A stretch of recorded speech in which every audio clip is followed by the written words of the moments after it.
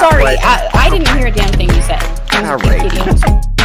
And because I was a gazillionaire and I like doing it so much, I cut that price for free. Species is dying, the birth rate is plummeting, women are chopped. But yeah, you know what? Get a fucking cat. I know even more about grass.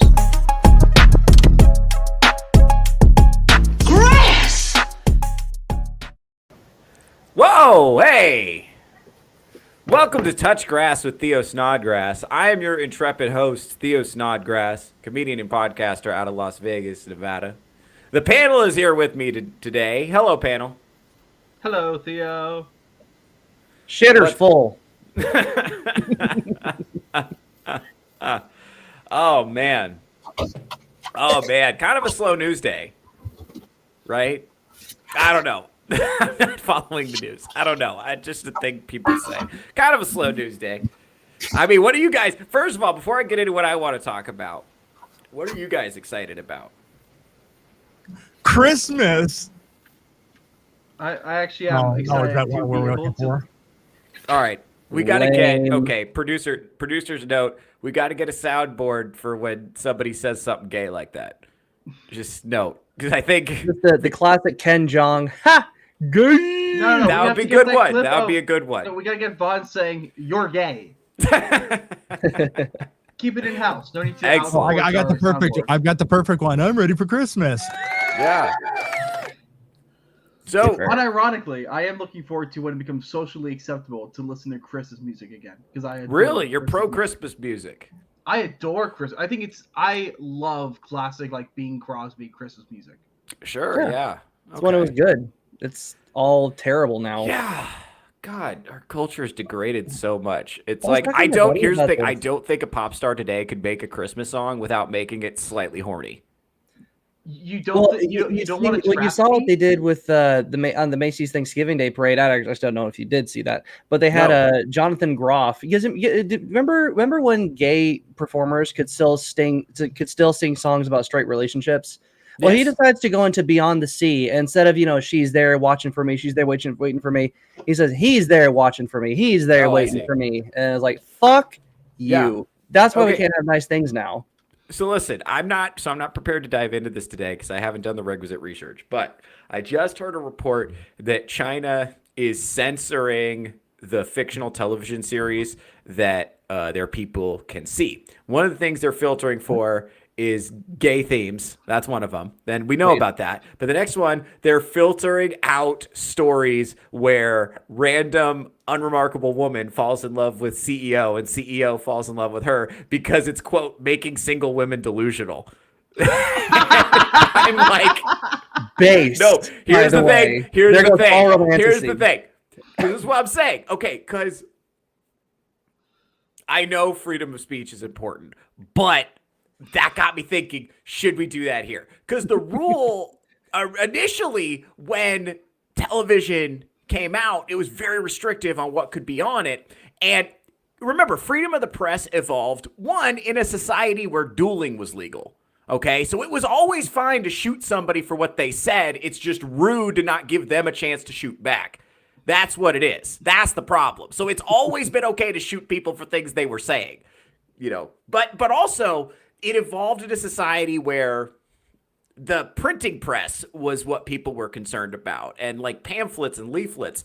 It's possible that maybe television is a whole different animal. I think the reason people were so restrictive about what could be on television when it first came out is because people knew how powerful it was. It could have a big influence on people. And can we really say that the millennial generation of women has been improved by the media they've consumed? Can we say that? I don't think we can. And Gen Z, if anything, is more delusional. So having dipped my toe, I've dated women that were like Gen X, I've dated millennial, and I've dated Gen Z. And Gen X women are by far the most palatable. I'm just going to say it. Like, that's just, they actually seem to know what a man is. And I wonder what that's, anyway. So that was the thing I saw. So the fact that like China's like censoring their television shows, I thought is for like female delusion. is I thought was funny. I'm not prepared to talk about that today. I don't know about that. They're also censoring yaoi board or like, male love stories over there. They're also censoring that. So yeah, I kind of agree with Roguish Nerd. I feel weird about saying I feel weird about celebrating base communists. Well, to be fair, China's not really communist. As Hassan Piker proved, they're much more fascist. Isn't that weird? By the way, why are the people that's a who distinction without a difference? The people who are the most upset about fascism are also the people who are doing fascism. What's going on with that? Well, it's also there's a thing. Fascism has been, and I, as someone who's read about this, fascism has been the boogeyman for communists for the past 200 years. It's always been fascism versus communism, and vice versa. So whenever the Nazis were in power, they always rail about communists, which, by the way, can't blame them. Same thing, communists. They would always rail against fascists, and that includes Mussolini, and that includes Germany and Italy. So they've always been at each other's throats, but they're basically the same thing. Remember, communists, modern communists, they're not anti-fascist. They're anti-bad guy, good guy club. Yeah. Say more about that, because make sure people know what you're talking about. They don't really give a shit about the politics of anybody. They just care about being the good guys. Right. They look at the "Are we the baddies?" clip that was from whatever the hell that was from, and like, we don't want to be the baddies. We don't want skulls on our caps. We're the good guys, and as if you guys were in the anti-bad guy club. Even though we killed more people than the Nazis ever did. Well, so I think some of this is the shift. I think the post-World War II consensus was not, like, a lot of people are framing it as what would Jesus do. But I don't think that's actually the rules that society follows. I think it's what would big bad German painter do and do the opposite. Right? I think that's like do whatever so that means nationalism, do the opposite. Patriotism, do the opposite. But it also, paradoxically, it's horseshoed back around to include anti-Semitism again, which I think is weird, right? In an effort to be so unlike Hitler, they horseshoe back around and they end up doing it's always anti-Semitism. funny that they lump nationalism into that, because it was nationalism that actually beat the Nazis, because the French people were fighting for a while, fighting to protect their way of life and their culture. Same thing with Greece. Same thing with Czechoslovakia. Same thing with Slovenia, Poland.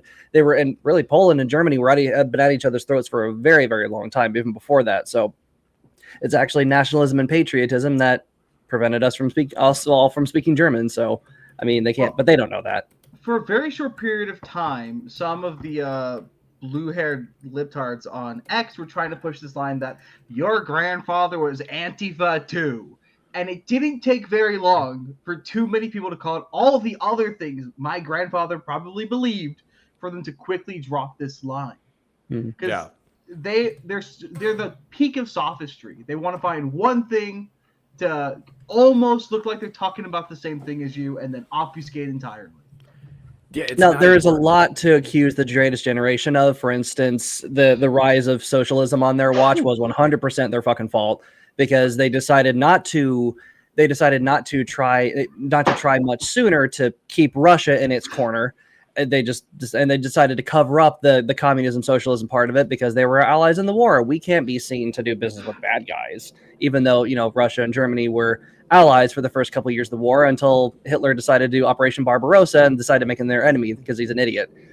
But then again, as you're saying, Arza, it's all sophistry, because those same idiots will also say, well, your grandpa is probably incredibly racist. Like, make up your damn mind. Yes. By the way, I would rather. Who cares? So I've said this before. I would rather have a racist kid than a trans kid, for sure, because you can beat the racism out of a kid and people will be on your side. Well, the thing is, and the racist kid will grow out of it.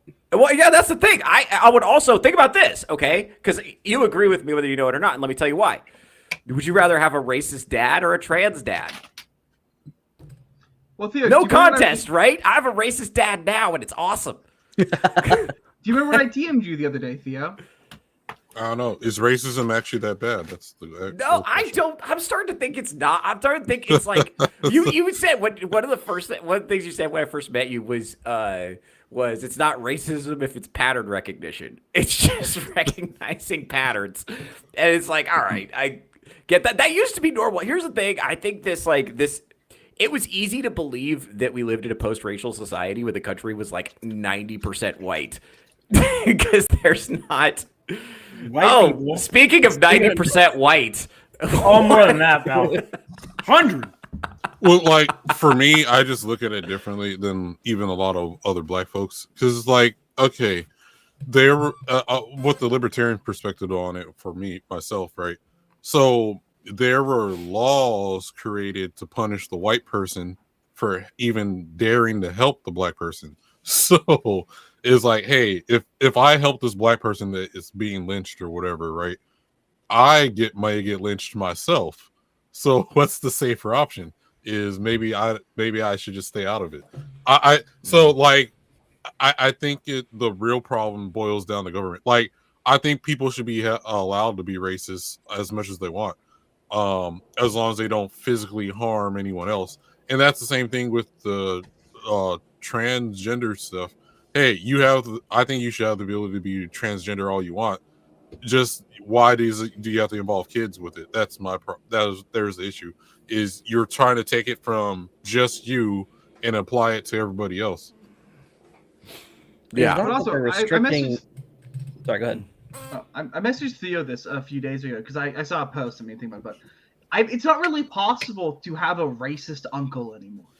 There's no black sheep racist uncle anymore because the kids are, if any of them are male, odds are they're infinitely worse than the uncle is. Well, I would argue this: the people who are actually crying about racism are actually the racists themselves. Yeah. Dude, Oh, yeah, 100%. Oh my God. People who constantly need to prove that they're not racist are the most suspect people on the planet. Well, Why do you feel you need to prove something that should be self-evident? Yeah, if you know the. Oh my God. Well, the perfect example is this: is anyone seen Everybody Hates Chris? Yeah. Okay. Oh, it's the teacher, right? Yeah. So the teacher, she would be one of those modern types who would be considering herself not racist, but in her attempt to be not racist, she comes out the most racist as anybody else. Yes. Right. So. Well, I don't know. Did y'all ever watch Community? Yeah. No. Okay. So there's actually a really funny, a great punchline where Dean Pelton, who is my one of my favorite characters on TV, is this PC school administrator, and he's ranking people according to their racial category, like every student, in an effort to not be racist. And they have no idea what to do with it. They walk in, they see it accidentally, they're like, "This is the most offensive thing I've ever seen. What is this?" Oh no! It was them creating the new mascot, all the way from Seal to Seal's teeth. That's right. Well, then, okay. Then I may be thinking of two different things then, because wasn't he dividing it? I thought he did divide up the entire school makeup into different racial categories. I can't remember if he did that, because I remember the human being, the mascot. But he was like, I can't be racist. I had a black friend growing up. Well, here's the other thing too. The left right now, in their attempt to not be fascist, they have become the most fascist. Oh, absolutely. Yeah. Well, you will not be racist, or you will suffer the consequences, like, purging you from your job and stealing your money and dancing on your grave, hoping more people join you there, killing you, destroying your entire life. It's like, and they've doubled down on everything. Like there was no moment of, okay, maybe now that people are getting literally killed, we should take us. No, they will learn nothing, and it's insane. Hold on, Yeah. you made a mistake. They don't see us as people, Fawn. Right. We're not people. We're racist. It's mutual. Right. Well, Yep. like I would even argue the feminists too. Like they may, because since they're dividing words between men and women, right? So in their attempt to not be bigots, right, or have men not be bigots towards them, or whatever terms they want to use, they have become the most ones where it's like, hey, we got the Me Too movement, all this stuff to target men. When that's the whole concept of do unto others like they want to do to you or whatever, that's gone out the window. It's crazy, dude. All right, But folks. also I want to go ahead.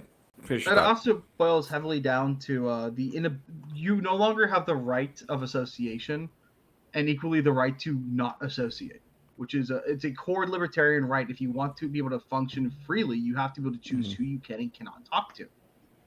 Mm-hmm. That's why the whole idea of inclusion it flies directly in the face of that, because if you're trying to be inclusive, you need to bring in people who maybe don't belong there, and people who maybe other people don't want them there. They're already in the in group, and we should all have a choice on who we let into our spheres. Yeah. They do have a strong friend-enemy distinction. For those of you that know, you know. Yeah, welcome. Thank you very much, Roguish Nerd. All right, so I want to bring something up here, and I want to see if this resonates with you guys. This is something I've noticed as a millennial. Strider, you can maybe let me know if you seen this also. But this is a tweet that I saw recently. I want to know if this resonates with you guys. So this is a Reddit post. As every smart person Redditors are the smartest people. Failing. No. I can't wait to lose brain cells reading this. Go ahead. My brother, who is the valedictorian of our high school, is unemployed. My best friend, who skipped grades and went to MIT for math, as a beach bum, now in Florida working at a bar. I have personally made enough money to quit society. If I move to a cheap college town, I'm seriously considering it. I do not see the point in working, and I am totally burned out. Meanwhile, the most mid people I have met throughout my life are rising to director positions at companies, going on crazy vacations, becoming influencers, having families. Truly, very, really bright. Truly, every really bright person I know who studied something serious at a good school is now unemployed and working on an esoteric passion project no one will ever care about. Has it always been this way, or is society especially cooked right now? Let me ask you something. Is this like a black pill take? Or is there a kernel what of are the truth in very it? important? What are the very important things? Let's get hyper specific here. Do we know what these are? We've seen this in Hollywood. Like we've seen this in Hollywood. We've seen like talent and beauty just go out the door really ever since 2016. Yeah. For the past 10 years, no movie star looks hot anymore. No women are showing off their tits. No men are only men are really taking off their shirts. Well, like the directors you have are talentless. Yeah, so Strider wants more now. shirtless men. Make sure to get that on the record. No, I said men are the Shout out only to ones who Professor go Savage shirtless Dad. now. So, but if you look at Like it, men are the only ones that allow to be sexualized. But like I kind of wonder if this bled over into every other industry. I can certainly see why it would, but maybe the truly intelligent people, the truly ambitious people, recognize that there's nothing worth building in this society anymore. They're like, fuck it, I'm gonna do what I want to do, and y'all can fend for yourselves. No. Hear me out on this one. Is the fact that this individual that was duped into college and going and spending all that money, which clearly means you're already a sheep. You couldn't think for yourself, and you were pushed in that direction. Feel that anything that you're doing is more important than the other ones. Yeah, and the ones you feel that are the less educated, unsuccessful, and are mid are the ones that are actually driving this country, are the ones that are actually doing it. And youth and this individual thinking that society's cooked because the right people aren't running it. The show is his people, his college educated people. We're the smart ones. We're the ones that should be running the country. So that's why he said, is society cooked? No, society's going to improve because there's less indoctrinated sheep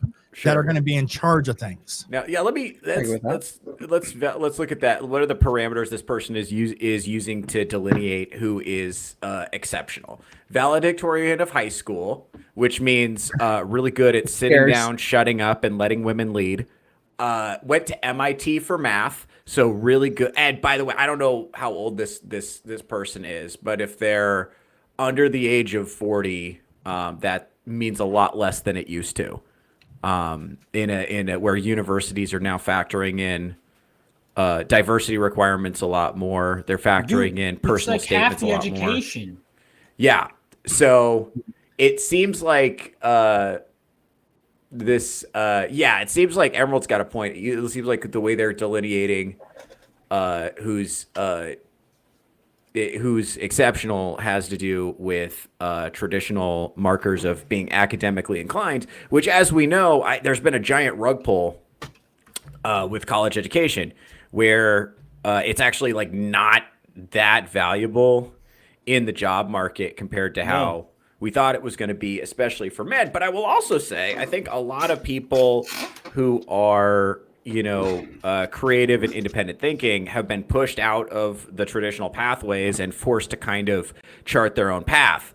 Oh yeah, go ahead, Mr. Scott. Awesome. I'm split on this one. Look at all the mid-liberals who are in positions of power. Yeah, that's a true. Your Jasmine Crockett's, your AOC's, I mean, some of this is downstream of like the focus on diversity over excellence. Because like, also the other thing too is like as our society tends to select more for inclusion and become more inclusive and less hierarchical, it becomes almost rude to point out excellence. It becomes almost rude to point out when someone is doing something better than someone else. So I think in the effort to push towards diversity and inclusion, we're losing the ability to make qualitative distinctions.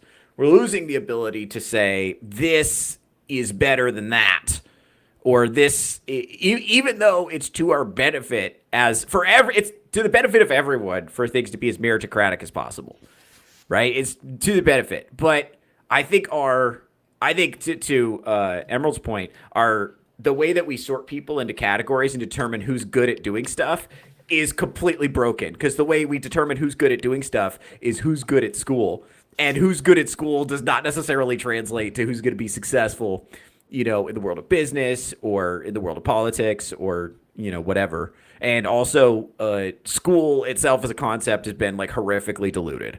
Well, the other thing too is like, besides college, since it's now about how many students you can fit in there, people aren't just becoming just scientists to make stuff like iron oxide. Hey, clever little chemistry joke there. That's good. Yeah, well, but in seriousness, like, okay, we've seen that like it's gone from, okay, you go to a high-end college to become like a scientist, mathematician, or whatever. But now it's okay, gender studies, stuff that doesn't really pertain to advancing human That's society. Important. Yeah. like I bet some of us have been to college and we had to take some stupid human sexuality class. Yeah. Like, Oh my god. Or it would be, all right, I gotta tell, did I ever tell you guys about my writing from the front lines class? no. All right, strap yourselves in. This is a good one. That's the gayest title of a class I've ever heard. No, Strider, you don't understand. Let me explain this to you. Okay, Writing guys. from the front lines. I go to this college and there were all these like diversity, whatever requirements, right? And one of the requirements, it was we would always like try and figure out what's the least SJW sounding.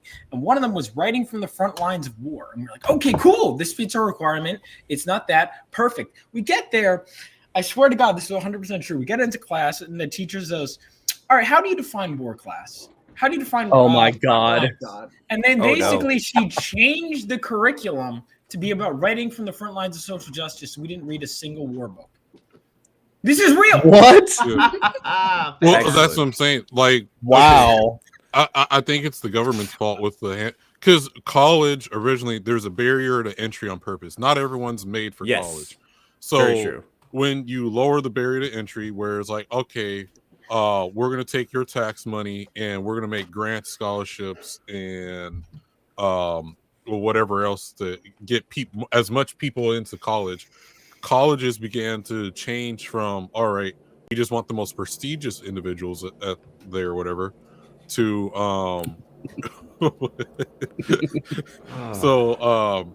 but yeah, you want the most prestigious individuals, right, to be whatever scientists and stuff. But it's turned from that to, hey, how many people can we fit inside of a classroom? And that's where the change is. Well, and also obviously, like you're saying, Vagamon, the influx of tax money made it so I had to go into like an egregious amount of debt to get a bachelor's degree that currently only pays $40,000 a year. Fantastic. Well, it's a money laundering thing. Yeah, pretty much. It's basically money laundering. But I mean, I had to take one of those woke classes. It was the African diaspora. Oh God! Just how African people have been moved throughout the country. But what shocked me is that my professor was actually base as fuck. Like, it was a black woman who knew. I don't remember his name, but it's one of the black academics who like did the ride-alongs with all the cops to prove that cops are racist. Oh yeah. The opposite. Her husband worked with him and was friends with him. Cool. So she was actually like really reasonable. She was all for like Booker T. Washington as opposed to the other guy who has the fake African name. But I had to take another course that was just like all about It was a psych class, and the professor co-opted it to be about gay Latinos. The course was ended up being all about gay Latinos, and when the teacher course evaluation came in, he actually he called himself a Latinx. Oh, for fuck's sake! He would come in and talk about A how Latinx or La Twinks. Hey, that's comedy. That's a free one, by the way. Come see me tonight. I'll be at Delirious on Fremont Street. Yeah, I'm that's sure a free I one. I wish I could go. But when the TCEs came in, and it was like, you did a terrible job of teaching us, you prepared us for none of the quizzes. He came in screaming that the class was homophobic. Oh, for fuck's sake! He is now after 2 years, he leads the incoming freshman classes. Leads them? Like he is in charge of organizing things for freshmen. Into their butts. Wow, Strider, that was really CTO, that was a joke. That was a joke. He should be at Delirious tonight at 11 p.m. Pacific. All right, nobody asked you. You were late.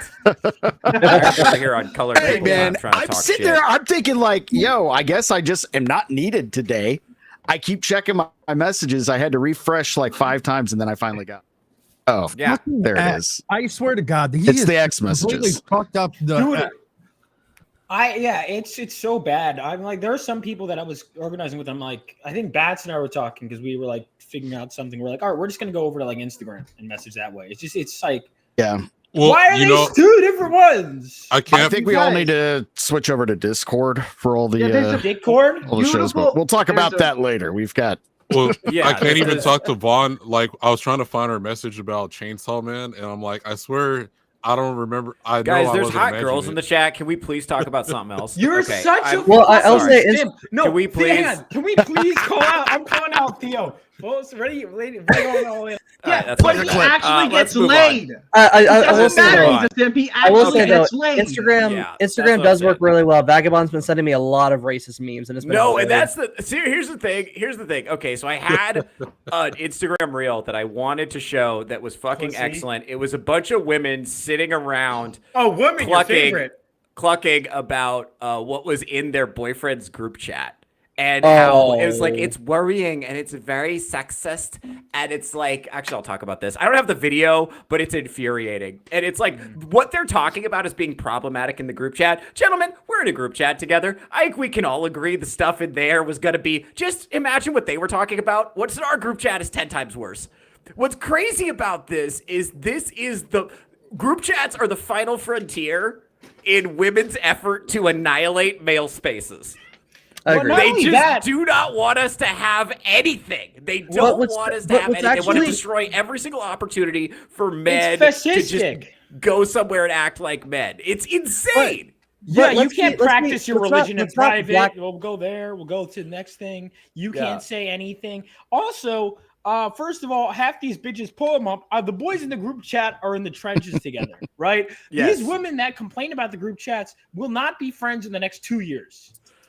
Right. Let's be real here. Like these girl friendships have like the shelf life of like milk. All right, they're not gonna fucking last long. Bingo. You heard it here first from Vaughn Coleman. Women age like milk. That's not what I said. I said female friendships. Let's not. I said female friendships. You fucking lying. Not after it's clipped. You didn't. Okay. All right. Theo wants to look good to women. I understand. You really gotta like make sure that you look really good. Based on what I'm saying, maybe you should try. I don't. To women. First of all, Arza, you're the last human being on the face of the earth. I don't think there's anyone. First of all, both of you are equally qualified to talk about women. No, you guys are here to learn. No, first of all, speaking of women, yeah, because we all know I don't talk to women ever. No, you see that? Next time you do talk to a woman, I'll be like, "Hey." You seen that Korean guy made a whole Bro, Vaughn is single, everybody. Vaughn is single, ladies. Dude, 84% of women in the neighboring city, New York City, voted for a literal communist. I'm good at being single right now, okay? Vaughn, there's always ain't getting that commie crust. You know what I mean? Like, fuck that. Vaughn, there's always a passport. Well, here's the thing. Yeah, that's the other thing too is they've also been ran through by guys that would disgust you. So they're just really good at picking the wrong guy. Well, dude, that's what Theo. I wanted to talk to you about this. You know how you can tell because no woman will ever. They'll always say, "Oh, I'm not like other girls, I'm not a hoe, whatever." You can tell the way a girl kisses you. You know, you're like, "Oh, she's experienced. She's very experienced. You know what I'm talking about, Theo. Is this you humble bragging that you've kissed a girl before? Are you trying See, to stun on Arza right now? No, I'm not trying to stun on Arza. I don't have to try because first of all, I don't need to fucking prove anything. Second of all, Theo, you're just mad As he's trying to prove something. You're glad that your homosexual narrative is falling apart. Maybe pull it back on topic a little. All right. No. You guys, women don't. The reason women are upset about the group chats that their boyfriends are in isn't because it's problematic or they want to invade. It's because they don't know how men talk anymore. They shamed men for locker room talk, so they stop saying it out loud when that's just normal male interaction. Like, yeah, dude, that's a big problem. The other thing too is women are like pathologically afraid of being excluded. I don't know why this is. This is they do not want to vote, but they don't like the idea of not being able to vote. They do not want to go to war, but they don't like the idea of not being able to go to war. They do not want to work. They do not want to work, but they don't like the idea of not being able to work. You see? They just pathologically terrified of being left out. And the other thing, Arza hit the nail on the head. They have completely lost the plot with regards to how men talk, because the other thing too is women are constantly surrounded by men who are lying to them. That's the other thing too. So that's the other thing. There are now, are men lying to them, or are women lying to themselves? No. Men are lying to them. Both. Men are lying to them. Men are 100%. All right, because here's the thing: men will say, like, men that are horny enough will say fucking anything to get laid. Oh yeah, babe, you're totally not like other girls. You have a really interesting personality. You're so good at your job. No, you're right. It's totally your job is important and meaningful. I definitely want you to be able to vote. It's totally unfair, the fact that you're being held to these ridiculous standards. Totally. Okay. I'm not just trying to get laid. Somebody did an experiment where they pretended to be a liberal woman. Really? Somebody did an experiment where they pretended to be a liberal woman or a conservative woman on dating apps. And she would specifically either target liberal men or conservative men, usually opening with, "Hi, I voted for Trump." And 90% of the liberal men immediately folded when she said that. The liberal men immediately changed their minds. Like, that's so based. I can see why you did that, as opposed to holding their principles.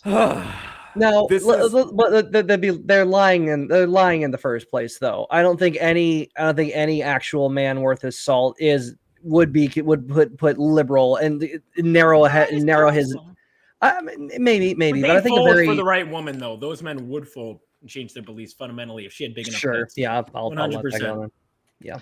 But also, Instagram's a really interesting place right now. There's a really weird switch that happened to my Instagram algorithm recently.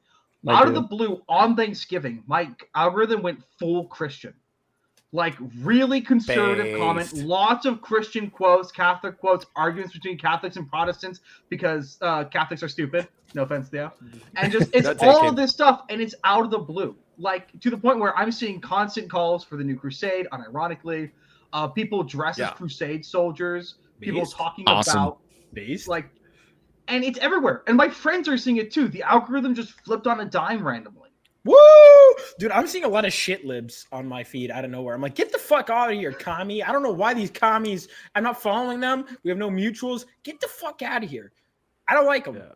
I'm seeing, I'm actually just happy to see so much blatant racism on Instagram. I am so happy about that because it's funny. It is the funniest shit I have ever seen, but I can't share it with anybody I know because they'll be like, "Oh my god, it's terrible." Like, I think it's hilarious. You can't share everybody with you know. I share. I think Vagabond's what shared it with you. What are you talking about? Yeah, I mean, we share each other racist memes back and forth. This is the point, right? People, this is Kayla, friend of the channel. Shout out to Kayla. Shout out to the 4%. We love you guys. People should just be honest. That's a problem. It's not hard to be honest. And that's the thing. It is hard to be honest. I think a lot of men underestimate how much weight honesty carries. And they think that, like, being slippery is a better strategy. It's actually not. Well, it's not hard to be honest. It's actually quite easy to make that choice. It actually isn't hard to be honest. It's hard to deal with the consequences of being honest.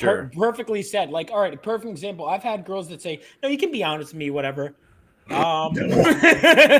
It's like seriously. It's like the same thing with I the don't know. brother. No, you can be. You just have to learn. You just have to be honest immediately and not give a fuck. Well, you have to also realize that there are women that are cool, but they are, it's not that many of them. Well, They all insist. It's like the girl that joined the group is like, I'm one of the guys. One of them might be. I don't know, man.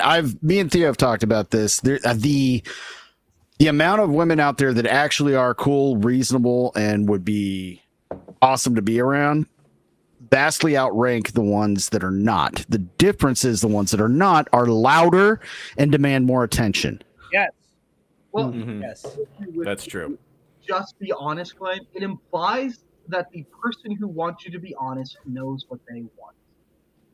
A girl might say, You're talking to a woman, right? You just automatically assume that they don't, and then it doesn't that's matter. the problem. When women say, "I want you to be emotionally open with me," she's lying to you. It's a trap. She doesn't know she's lying. This is how I know you haven't been in a relationship, because you know that once you've been in one for a long period of time, you know they don't even know what they want to eat on a daily basis. She doesn't know she's lying. She does not know she's lying. She thinks if that's you're what watching. she wants. And that's the thing. It's like she wants you to. Again, women don't understand that they're receiving a filtered version of reality a lot of the time. So when they ask for honesty, what they actually want is your filtered honesty. Filtered. They want you to talk to them about reality and baby talk. And it's the same thing. They don't really want your full emotional vulnerability. They want you to filter it so that you want to filter all the emotions out. Guys. And I've found that if you can talk about your emotions like a robot, women seem to enjoy that. But if you actually emote, they start to panic. That threatens their feelings of safety. You can be emotional, you just can't be. They orgasm quite a bit. You can be vulnerable in the sense of like, oh, this is so sad that this thing happened. Not that I'm having doubts. No. Because you need to be the stern, always, the rock. And I think also, truth be told, I think most women do know on some level they're being lied to. They just don't care. I don't know if they have that much self-awareness. I think you're getting too much credit. I think they want to feel safe. Where it's like that. Have you seen that meme where it's like women want to be held, just not held accountable for their actions? Okay. By the way, this kind of gets to what I wanted to talk about today. Unfortunately, God, I'm so mad that I don't have that video of them nitpicking the group chat because it was so spectacularly naggy. And I'm like, I don't think we have a male loneliness epidemic. I don't think we have an epidemic of toxic masculinity. What has been colloquially called the great feminization, I am dubbing the nagging epidemic. Because the problem isn't too many women. That's not the issue. The problem is the nagging. Yes. Like women are cool, and I generally like having them around. They look better. They smell better. If I could have 6 women on the panel instead of you chuckleheads, I would do it in a heartbeat. Well, I think you'd say that until they start, talking. Right, that's the thing. It's the how they behave in a group. And what's crazy is I've seen them do this, like, completely by instinct without coordinating it ahead of time. They'll just get together, they'll form an estrogen lynch mob, and they'll try to string you up. And it's completely out of nowhere. And it's like, why are you even doing that? Like, they'll ask you a really personal question, like, do you remember what you got me for Christmas in 2006? And then, like, whether or not they're happy for the rest of the day hinges on your answer. Right? Like, why would you do that? Why would you do that? Because they're bored. They're bored. I think there's way more self-awareness than they know, than I think we give them credit for. They're bored. They just want a reason to be mad, and they know that will get them. That will either fill them with a bunch of endorphins, one way or another. Either they give them something to be mad at, or give them something to be like, "Oh my goodness, he remembered." No, and part of the problem is that there's not enough real crazy shit happening. And I want to get to this bit. We'll get to the chat really quick, and then I'll get to this D&D video, because this D&D video like really epitomizes the women like putting all men's hobbies under siege to try to get in, because there's no safe spaces can anymore. I have a question? Didn't they already fuck up D&D? Whenever you say, "Oh, we got to protect male hobbies," whenever we bring up male hobbies, you go, "Guys, there's women out there." You're part of the problem. You're part of the problem. Got you there. Can't argue. Yeah, well, I got to be honest with you. You guys are women in unpleasant high to talk school- to, and you smell women in high bad. And school- women are the opposite of both of those things. I shower every day. Dude. Well, Go probably talk to, but at least get shower. in the cuck chair already, Theo. Holy shit. But the problem is, I love how I'm the only one. Like, you're saying I'm the one who actually gets laid. You're telling me this. What do you mean? I'm telling you. Show off that ring finger, baby. All right, that's enough of that. Vaughn, that was probably the gayest thing you've ever said. All right, that's enough of that. That's Vaughn Coleman, everybody. Make sure to check out I Can Fix Her coming soon. All right, let's go to the chat real quick. Syfax is here, longtime viewer. Hail, Theo. Hey, what up, Panel. Syfax? What's up, buddy? Toasty, you never invite me, Theo. I am a woman. I'm sorry, Toasty. We got to get you on the show in the very near future. Toasty, friend of the channel. Shout out to the 4%. We love the 4%. Kayla, friend of the channel. Safety for the majority of women is #1, correct? Thank you. Thank you, Kayla. Your contributions to the chat are always valued. All right, let's go ahead and pull up this D&D video. Safety.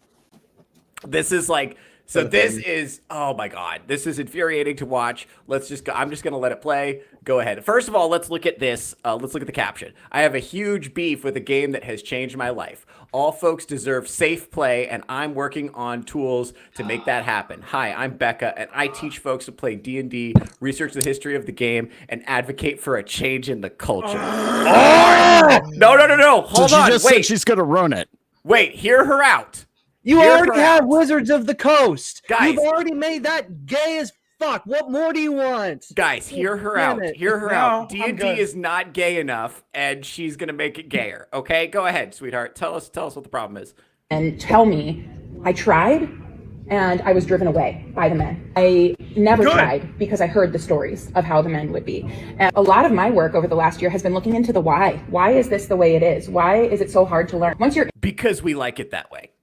Men do And not also the drive question- women like this away harder. Get her out of there. Cuss her Remember, out this if is you have important. to. One of the things she's saying is that the game is hard to learn. Remember that in the 80s and 90s, 10-year-olds would teach themselves this game from a book routinely. That was the only way to learn. There was no internet community. Maybe there was a game store by your house. A lot of times you just order a book, it got to your house, and then you tried to gaslight your friends into playing with you. Well, I'll tell you what it is. It's just She basically doesn't arithmetic. actually like D&D.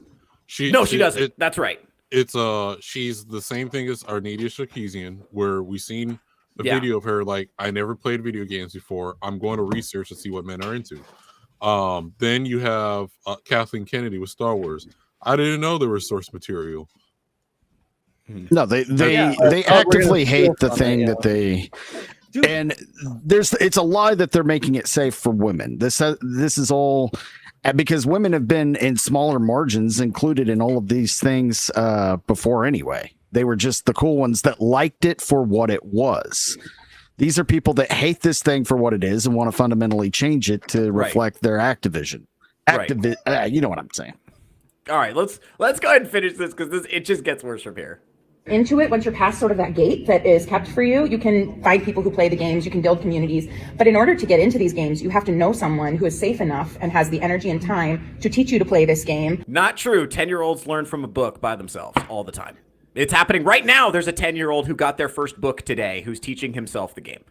So right now. I don't know how to free play online. the game. Can you guys make it make it more accessible? Can you make for it me? retarded so that my woman brain can understand it? First of all, if I don't I'm like, D&D, I know I have to take the time to learn it, but it's not, you know what? It's my fault for being a lazy ass that isn't learning it. It's not fucking, you don't need to change it for me. It's like, this is what's so frustrating is a lot of times when women say they're being denied something, what they mean is nobody's going to do it for me. Nobody's going to give it to me. Like they because here's the thing. Kayla happen to know. Kayla plays D&D. So I happen to know, there are women who are playing D&D right now, today, already, and they like the culture the way it is. And you know what they did? They went out and they bought the book. They watched YouTube videos. They just taught themselves to play the game. And then they went to a place where the game was happening, and they played, and they went home, and they didn't make a civil rights issue about it. Well, here's the other thing. You know what? Hang on. There's another thing. All right, you guys go first, and then. Well, I was going to say, Dungeons and Dragons itself is probably the most inclusive game that you can ever play. One, when you're your own, if you're your own dungeon master, you're pretty much setting up the rules of the whole gameplay itself. There's really no other games like that besides games that copy D&D that do that out there. So if you want to have tooth fairies and sprinkle dust or whatever, you could do that. So yeah. Well, in a lot of the games that I've played with women, they're just like their ideas for what is a good D&D game is just bad. It's just not entertaining. She's like, what if we just sit on the rocks and be mermaids? And then we just say we all have pretty hair and we just talk about like mermaid things. And I was like, this is horrible. It's like, I don't want to do any combat encounters. I just want to be a mermaid. And it's like, what? That's not a game. There's no conflict. Let's also not gloss over the fact that to play this game and to actually have any kind of success in it, all you got to do is do basic fucking arithmetic. And granted, it may be a little bit complicated to keep track of what modifier goes where, but all you got to do is add. That's all you got to fucking do. And she's acting like this is some huge barrier for entry. Like, fuck off. And this is the thing I've noticed. Well, there are two things I want to say. One is that reminded me of a memory with my sister. Remember, when we were little kids, we were like building a little house out of like blocks or whatever. And I was like, the house has to have a gun on it. And they were like, that makes no sense. And I'm like, I don't care. It's cool. That's the difference between men and women. My sister's like, it's got to make it pretty. It's got to have a kitchen. Men will throw guns and cool action shit, even if it makes absolutely no sense, because we wanted to. And like women will also do like, oh, let's make sure they have accessories. Men, it's like we have our character has their shirt, whatever. You know what our accessories are? Guns, swords, shit like that. We have fundamental different things that we want. And another thing too is that kind of reminds me of comics. It just clicked for me, and I realized that a common complaint you hear when talking about comics versus manga is, oh, I don't know where to start with comics. Actually, it's really easy to figure it out if you just ask people or look up online reading orders. Like, I wanted to get into X-Men, so you know what I did? I asked people who read X-Men. Oh, everyone was like, start with Giant Size X-Men #1. You look up reading orders, you could find extensive reading orders. It's easier now than ever. The difference is women want to say, and it's women especially, I'm not saying men don't do this, but women more so will say, well, I just can't do it. It's just not accessible. It is accessible. There are reading lists. There are omnibuses. You can find a reading order. Right? Look up like X-Men reading order right now. Yes. Okay. Yes. What they mean by inaccessible is that I don't like it. And that's okay. You don't have to like it. You don't have to like everything out there. Yeah. Not everything out there has to be for you, but the thing is, women like this think that everything out there has to be for you, but they lie and they say it's about it. It should be for everyone. Like, no, fuck off. It just means it's not for you. Then move on. But like you said, Theo, they can't stand the idea that they're not included, they're not wanted at a place. So they have to make themselves wanted. And that's a phrase I've always hated. X is made for everyone. This has to be for everyone. Nothing is for everyone. No, nothing. I'm going to make. I'm gonna pull a Theo, and I'm going to try and steel man, give them a little bit of grace. I think what these women are doing is they know how they're treated on things that they like, so they're inoculated into things. They're shown how to do things that they want to do and are supposed to do, and they assume men have the same thing. They assume that somebody sat me down and instructed me how to play D&D because I'm a man. And they think that somebody took the time to teach me. Every single hobby that I have, every skill I have, they think somebody inoculated and instructed me every step of the way. What they don't realize is I put in work to have my hobbies, not I was babied into having my hobbies. And so they assume that they are being denied this inoculation that men got, when men never got this inoculation. They don't know how men get into hobbies. What they also fail to realize is part of getting into a male-dominated hobby is going through the grace period where you're constantly hazed. You're the new guy. You suck. You're awful at this. You don't know what you're doing. Why are you even doing this? That is a rite of passage that you have to get through. That's part of the fun. And then after you're not at that level anymore and the next asshole comes in, you get to be the one doing it to that asshole. That's part of the thrill. And that's something that a lot of women don't understand. I've seen some that can be very cool with that. They understand that's part of the part of the culture. But a lot of them don't, and that's why they remove the one thing that makes it the most fun, at least with a lot of things like gaming. So part of this is like women and men approach humor differently. Like they don't, women do not understand how men socialize. So women hear men being mean to each other and think if women were saying those things, they would be being vicious on purpose and they'd be trying to cut people down. Men are just socializing. This is just what we do for fun. But to them, it sounds toxic and it makes them feel emotionally unsafe. So if they feel emotionally unsafe, we have to shut it all down right now.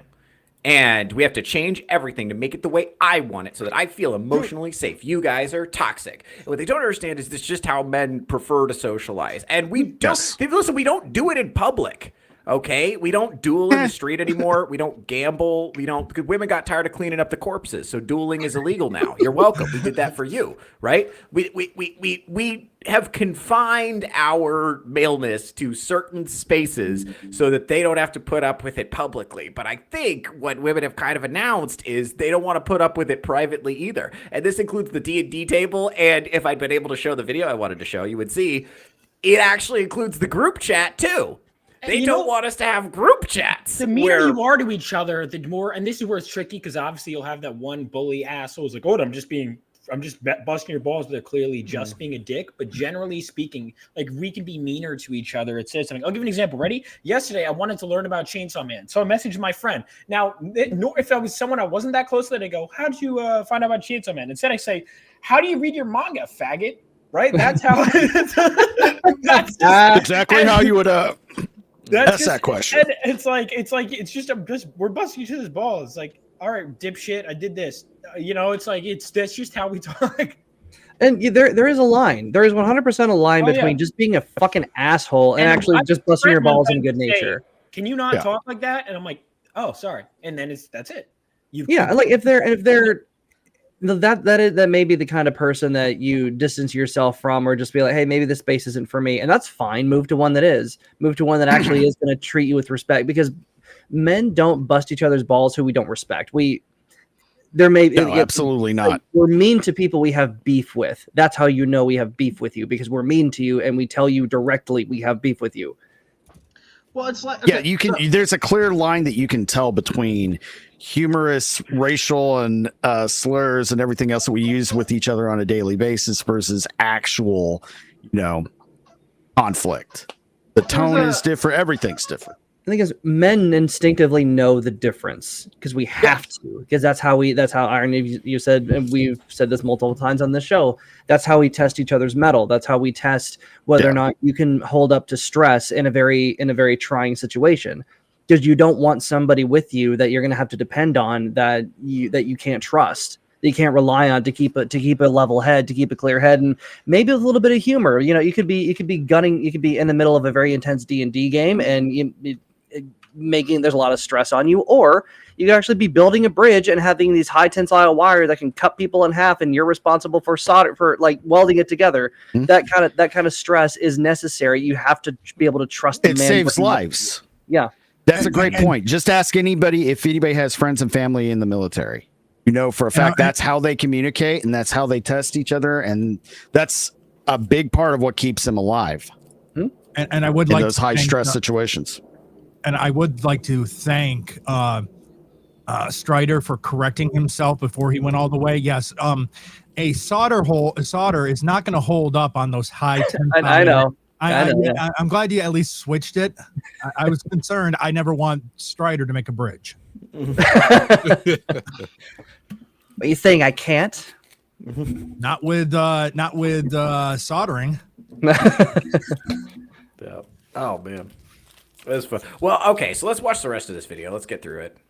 Or you have to go to a game store or a con, which is often not safe for me and for the people that I am teaching. And why? Why? Why? Why is it not safe? There's no such thing as not safe. That you will be a jewel walking into a game store, occupied mainly by smelly men like us. We would want a hot. Well, we want a hot woman walking in, wanting to learn the game. Not this bit. We will settle for this woman. I was literally. We will not literally you, but at 3 a.m. on a Saturday at the bar, maybe. I've literally if a girl walks into the bar, we're like, yay! Or not in the bar, in the fucking game store. You know what I mean? No, Like, men are the most Well, they conflate inclusive not being men- safe with being looked at. Like there's. But if we didn't it's give them such a broad- attention, Okay, that hold would on. also No. be an I got issue. this. No, I got this. I realized this. So this is a distinction. I actually just learned this earlier today. So we're talking when men talk about safety, we're usually referring to security, and that could be financial, it could be physical, but that's very facts based. Like I chose to be a stand-up comedian, so because of that, I am what? Financially insecure. Right. Okay. But that's factual, right? That's a mathematical claim. Women, when they talk about safety, are talking how they subjectively feel. Okay. So what she's saying is when she goes into a game store, she feels subjectively anxious and fearful and worried about how she is being perceived because she is what? That's right, class, a narcissist. Go on. By the way, this kind of girl would never buy my book, so therefore she sucks. Right. Let's be honest. This woman is not a fan. This woman play acts as a fan of D&D, play acts as a gamer, play acts as all of it. There's nothing, because if you go through all of the comments, which I just kind of did, they are all affirming her, and they're not actually playing the goddamn game. They're just like you said, Theo, just on mermaids and rocks and braiding each other's hair and talking about boys and just role playing. They call that role playing. Like women, you're just gabbing. You can't even gab in the fantasy world. You can't even go into a fantasy world and not shut up. And that's what's crazy. There's nothing stopping them from creating a women only that want a lame ass game like that and doing it themselves. I disagree. There is. They that want comment us to section. have to do it too. Because No, they that's the the thing, in problem. that comment section. Scroll through that comment section. That's all they're doing. They're all saying, "I have a trans masculine group here. I have an all female group. I have all these trans people, gay people. Dude, we who have is this excluded guy? people. Nat on We it. don't This guy want right white here? straight men in Kingston. our group." As That's a all man, they're this is doing. difficult to hear, but 100% true. Click on These his are the profile problem. right now. Yeah. Click on his profile right now. Simp. Pronouns? All right, man. Oh, black guy. Private. Yeah. Strong. So many Hey, women. don't lump them in with Wrong me. black leaders. I did it just to see what you'd say. Oh man, yeah, that's tough. This is literally why I started making stuff for D&D. I'd also been put off in the past that even the graphic design of the character sheets was a traditional fantasy masculine sort of design. I made some cute girly character sheets. Stop! Well, Stop! This is what I'm saying. It's really manufactured. It's part of the whole infiltration process, right? They don't actually care about any of these properties. There are women that truly do, but these types, the reason why is because there's money involved. There's leadership positions that are been going obviously to women for because there's this push to have women in spaces. That's why it's the whole DEI shit, right? Like you think Anita Sarkeesian knows what she's talking about when she's talking about games, but yet she gets hired to be consultants on how to write stories and shit. So so that's what it is. Yeah, we've seen this before, even in the Twitch space, right? Amarath was taught not actually touching the actual controller and actually doing anything, and it was her boyfriend playing in the other room. So, Really? Well, yeah. that was Fun, I didn't know that. What? Her boyfriend did all of the gaming and What? then over it. Yeah, What? That is insane. You're shocked by this, Theo? yeah. There's quite a few of them where like That came out a while ago, didn't it? Yeah, this is well, like the whole news, SS Sniper thing. That went up because her boyfriend broke up with her, and then he leaked everything. Well, even before that, people found out because it was like the light or something on her controller wasn't on, but yet, and then she was like looking away and doing some other shit, and stuff still happening on the screen. Well, first of all, can we talk about the men that are the boyfriend? You're a problem. The boyfriend is you're a problem. Yeah. Well, this is what I understand what the boyfriend's doing. He's like, fuck hey, you, look, vagabond, you're a sellout. He's getting his bag You are too. selling out gamer kind. Bro, stop calling people who get pussy sellouts, bro. You gotta score before you get that credibility. Okay. Have you guys seen SS Sniper Wolf's You have to old sell boyfriend? out before you can criticize people. I'm Theo Snodgrass. No, he was so beyond his league that I understand why he did it. He's like a 3. And she's, SS Sniper Wolf. And that was the only way he got pussy or attention from her was by pretending to be her, pretending to make gameplay for her. That's It's crazy. the only way he could get it. And well, yeah, we need Oh to my look God. down on Well, the men it's not doing just it. that. Why? It's the same thing with the Twitch chicks that like they hide their actual boyfriends because if the boyfriend gets found out, they lose all their subs. So it's the money is the incentive. That's what I was trying to get at before I was rudely interrupted by a Von Coleman. So, not this way. But what it is like, okay, they know there's a lot of lonely dudes out there. So hey, honey, you stay out the picture and we'll pretend we're playing this game and we're gonna get all these super chats or whatever it is on Twitch. That's the ploy on that. Yeah. This is what was it? There was like what was it? I think it happened to Pokimane where like there was just a slight hint that she might be dating somebody, and then she like lost so many subs or something. Yeah. Don't build your audience. It's a significant on number that. too.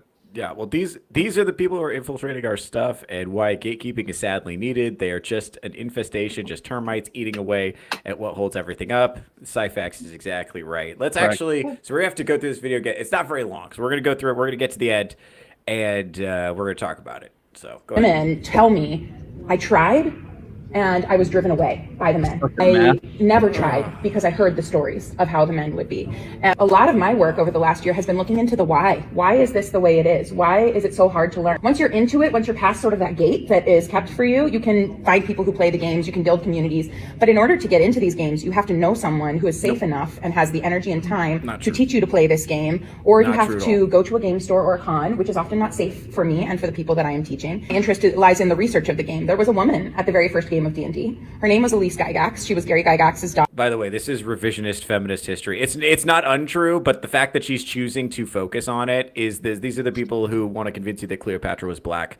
It's the same thing. Well, like it's the she same probably thing. Wikipedia this before this whole seminar. Like, Yeah, hey, and- was there a woman originally involved? or Yeah, and something? she's trying to make that sound like it's significant. It's always been a male dominated hobby, and that's just how it is. And the women who play it, they're not the majority, but you know what? They like the way it is. And honestly, with the 2024 rules, I feel like 5th edition made the game very accessible, and then a bunch of interlopers and carpetbaggers and tourists poured in and made the game super gay. And it's like, why can't orcs be whatever we want? And then now the 2024 rules came out and the game is basically ruined. Like, I won't play the 2024 rules. Well, I don't know if you saw the Babylon. Well, I don't know if you saw the Babylon Bee did a sketch where they did an entire game of they did like an entire game of D&D. The video was like 15 minutes long with some of the new guidelines for how players should conduct themselves. I mean, and it is the stupidest kindergarten bullshit I've ever seen, but it's all real. Every time something comes up that just seems like, okay, there's no way this is real, they cite the page and the section in which the rule is taken from. And it's like, already, what the hell? It's insane. No, Both of my 5th edition parents are huge D&D players. My Yeah. mom plays a lot of D&D. They basically only either play 3.5 or Pathfinder. My book is like years old because I got it like 3rd, 4th, 5th, 15th hand, and it's all frayed, all the edges are off because I will never buy anything firsthand from Wizards of the Coast. Same thing with like BattleTech, anything new. There are so much. There are decades and decades of stuff that you can buy instead of the new shit. You don't need the new stuff ever, and you never did. So go back and honestly, go back to old game stores, go back to eBay. Those people will probably be more grateful for your money than Wizards of the Coast ever would be. Well, and one of the other issues with 5th edition that really just goes to show how gynocentric it's become. Action economy is vibe based. In 3.5 in Pathfinder, action economy is very plainly spelled out. Here's what you're allowed to do on your turn. Here's what you're not. When it comes to 5th edition, it's like, yeah, you can have a million free actions. Go ahead, knock yourself out, pal. Yeah, well, a lot of this, okay, so when 5th edition first came out, it was just sort of a streamlined version of the game, and it was my big complaint about 5th edition is it's too hard to die. I think it took a lot of the unnecessary math out, and it made it, like, it should be easier to die so that things are meaningful. But as the later additions to the game just completely broke it. some of the later books, and it was because Wizards of the Coast started to go woke, and they're like, okay, well now there are no racial attributes. You can put your points wherever you want. Orcs are not inherently stronger. Elves are not inherently better at magic. None of that shit matters. You can just do whatever you want. Then, like, what's the point of races then? What's the point of well, races? that's the point. They're saying the fact that you have races is in itself racist. And this was what was crazy. The leftists said orcs are modeled after black people, therefore they are, which is, by the way, the most racist thing I've ever heard. These are the same people who say the goblins in Harry Potter are Jews. It's like, bro, that's anti-Semitic. Bro, like that. And orcs are not, first of all, orcs are not black people. Orcs are Mongols, if anything.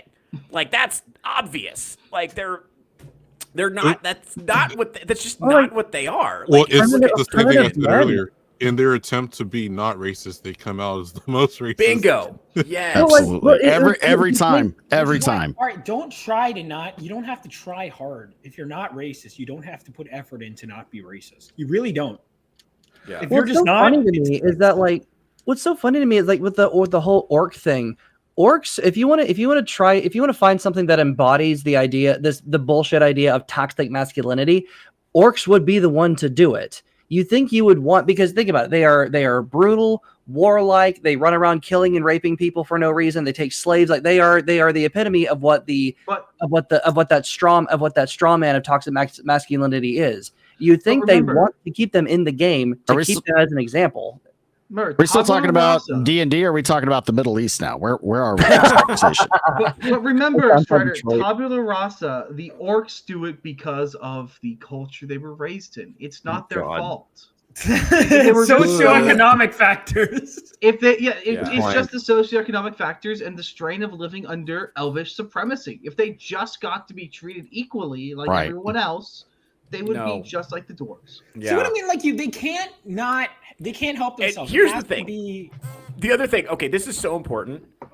This is how I know these people are tourists. Any complaint about the official lore, if you're complaining about the official D&D lore, I immediately discount what you're saying, because the lore at every table is different. The dungeon master uses D&D as a framework to create their own world with their own lore. If the orcs at your table are racist, that is your fault. That is not the game's fault. You made it up. So if they're like shucking and jiving and tap dancing and yes, man, that's you. You did that to the orcs. You stripped them of their dignity. Clip that was you. How dare you deny the orcs their agency? That's. I think orcs are fucking badass. Cool. I think it's really cool to have. They're the Klingons. That's what they are. It's the best species of elf. Yeah, so it's like, if you want to use that, like, okay, like Vulcans are elves and Klingons are orcs, right? So it's like, if you play them like that, it works super well. Like that is completely, and by the way, that's helpful. They have aspects in which they are superior to humans and aspects in which they are inferior to humans, and both that draws a contrast in terms of their general behavior. That's what makes them interesting to interact with. If it's just like a skin suit, then who gives a shit? Why even, if they're all interchangeable, what the fuck is the point of playing something different anyway? And how are you going to sit here and tell me that orcs and halflings have the same amount of strength? How are you going to sit here and tell me that? That doesn't make any sense.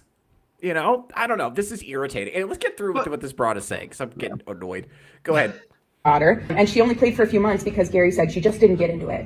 Gary said that over the first 6 months of his game, they only had 2 or 3 women come because biologically they are not capable of enjoying role-playing the same way. That is true and based. Okay, go ahead. The way that men are. So these ideas and these prejudices were built into the game, not just based on gender, but based on race. Those prejudices follow in the culture because D&D is the defining game of this subculture of TTRPG. My welcome into the game has mostly been frustrating because I have been thinking, why is it so hard to play this game? It's a game. I should be able to pick up a book and read it, but there's so much... You can! That's how you play! Because what are we doing here? Because you're a woman and you suck at math. That's why. Books. She has to pick up 3 books, not 1, and that's too many numbers for her to count to. What are we doing here?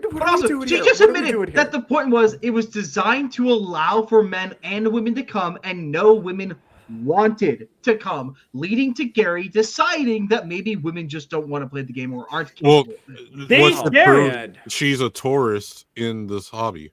So same thing when what was it? Goblin Slayer, the anime came out, right? Even though there's a manga of it.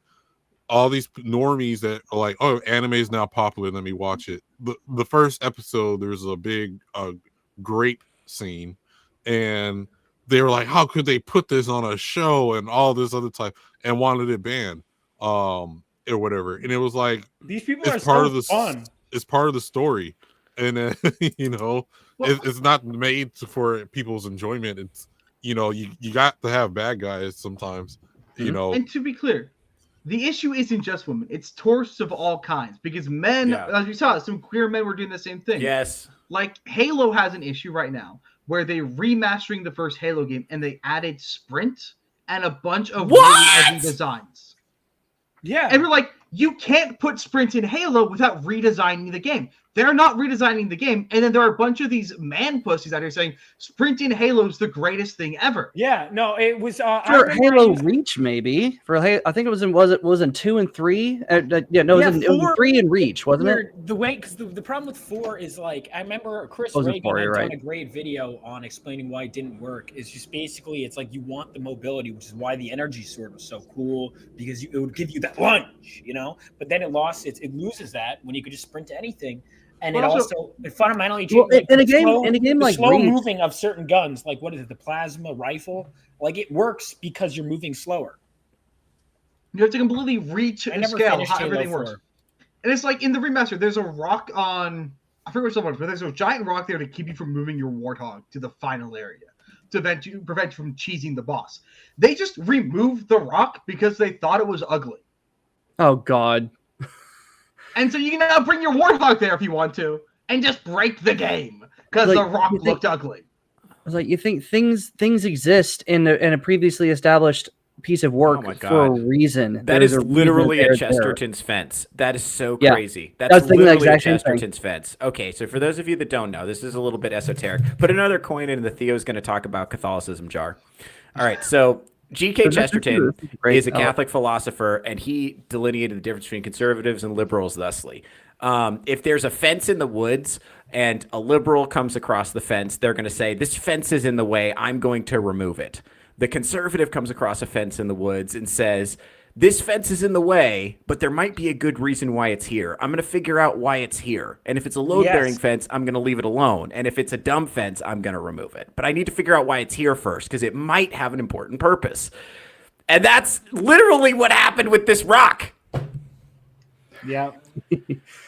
Oh, fuck. Okay. Anyway, let's get done with this. And then I actually have an example of a male nagger.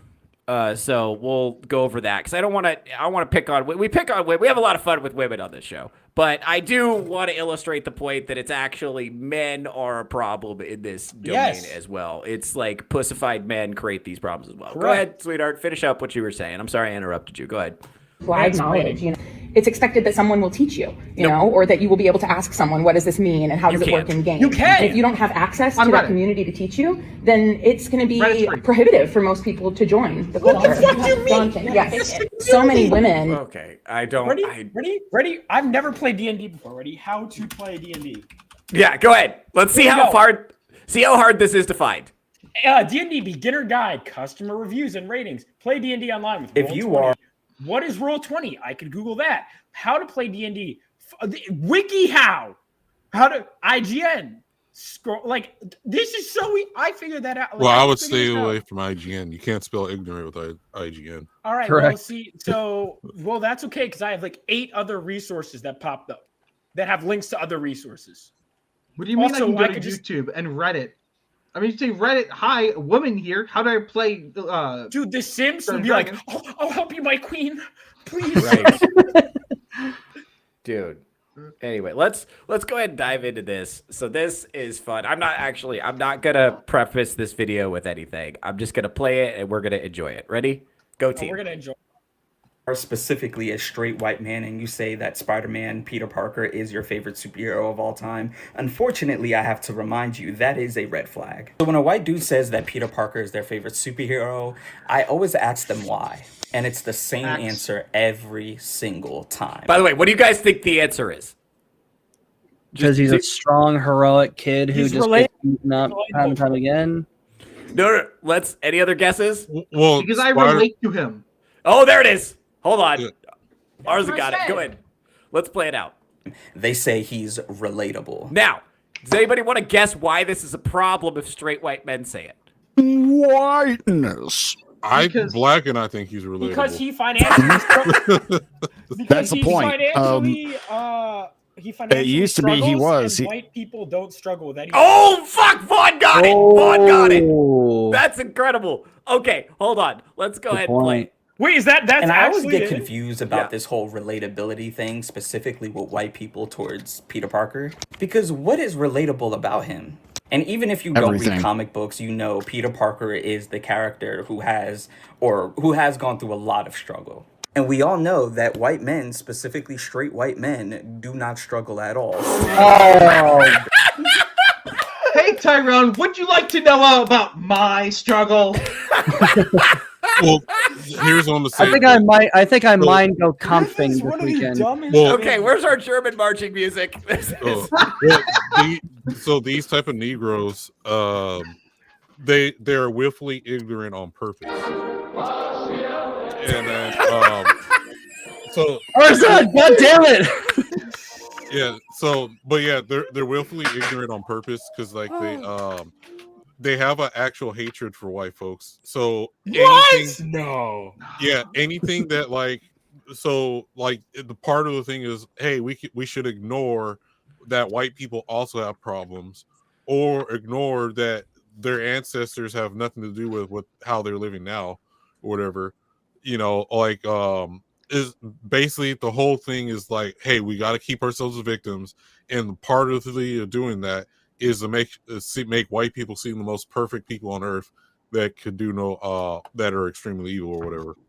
Remember, a lot of these that black I was able men to figure out his argument before he even spoke. A lot of these black men have the same amount of empathy for white people that a lot of women have for men. It's the same issue coming from different sources based on your demographics. There is actually a broad problem of I think with women, the source is one, it's cultural programming, but it's like I think because when women have a problem, they complain about it out loud because they assume other people will care. And I think because they don't hear men complaining, they assume that men are not suffering. But actually, the reality is most men, we find this out once you're over about 10 years old. If you complain, you'll be told to shut the fuck up. Quit whining. No one cares about your problems. And that does not change until you become useful.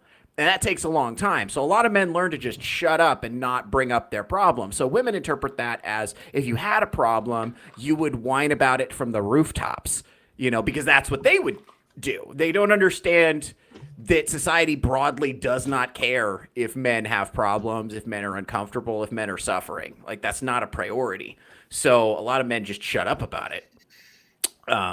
This guy is such a fucking dickhead. Fuck this guy. Honestly, no. I'm first of all because I'm looking at my like 60s Spider-Man and stuff. So what do you think? So I have a genuine question that I know he would never answer because he's a fucking moron. But like, so who was writing Spider-Man and giving him these problems? Do you think they maybe like pulled from something in their lives, or do you think they just like they asked their black friend, "Hey, what are problems you have?" Okay, cool. We'll give them to this white guy here. Well, okay. To be fair, he said white men now do not have any problems. He did preface it by saying that we have no issues now. So our lives got better after the 60s? Yeah, from all the cultural enrichment. Haven't you been paying attention? Oh, right. Diversity is our strength. So wait, hang on. Taking away segregation only made white people's lives better? Is that what this guy's saying? Because there was still segregation in the 60s. So wait, what is his point? Well, let's find out. Let's find out. Let's find out. Negroes made our lives better. Let's find out. Go ahead.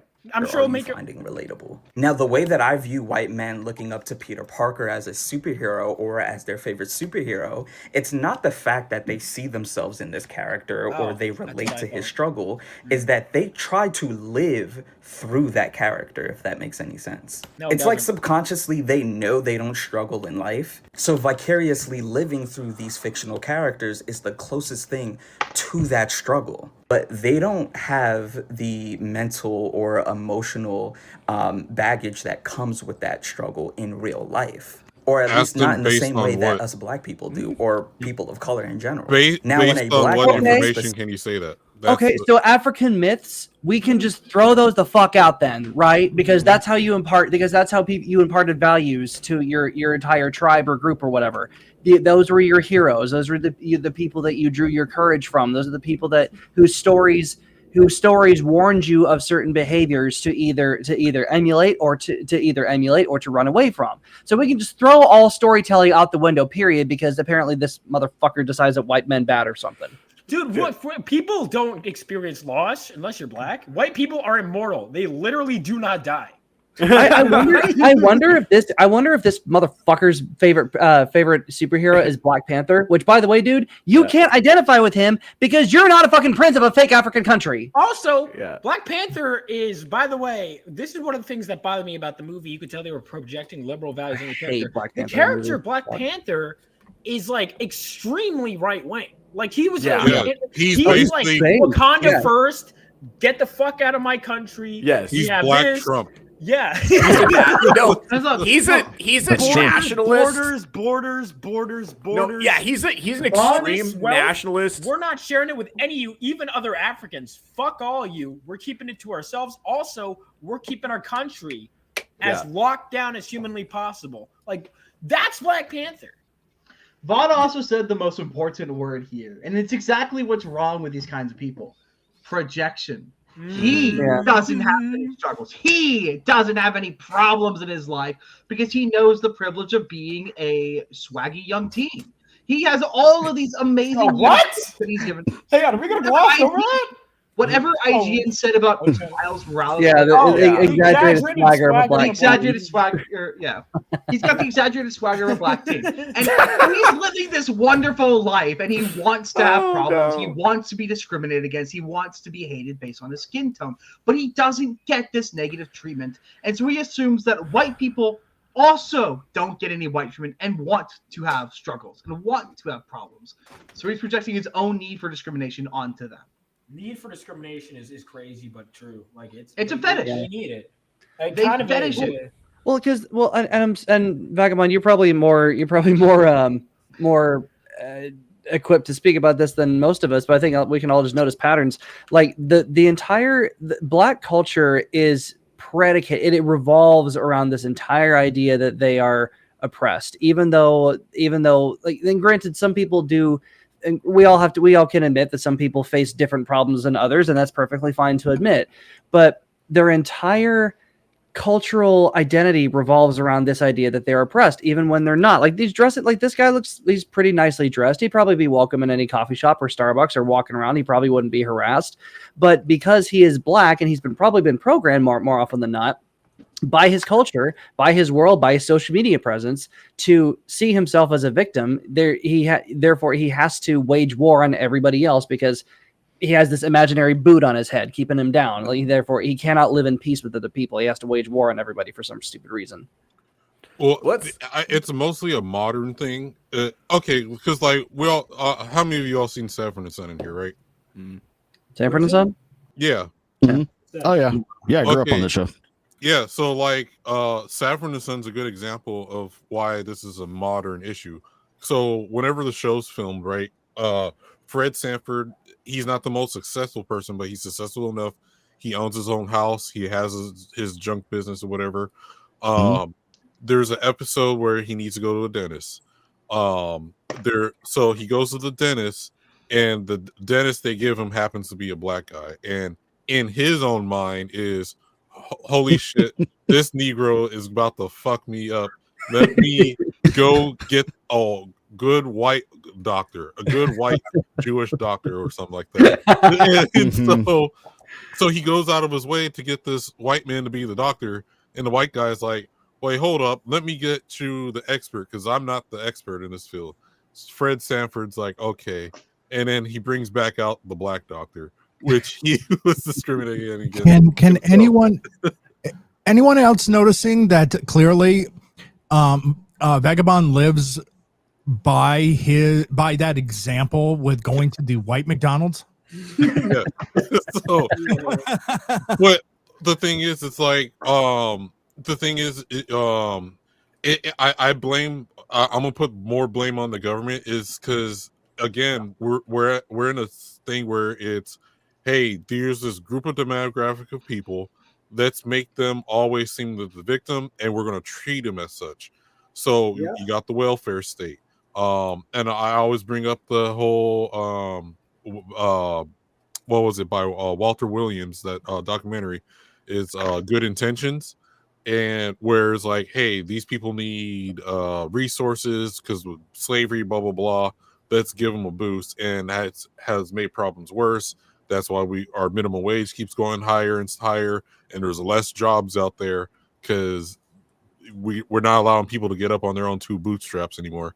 But besides that, it's like you've seen in the 60s, like, okay, what was it? Black Wall Street.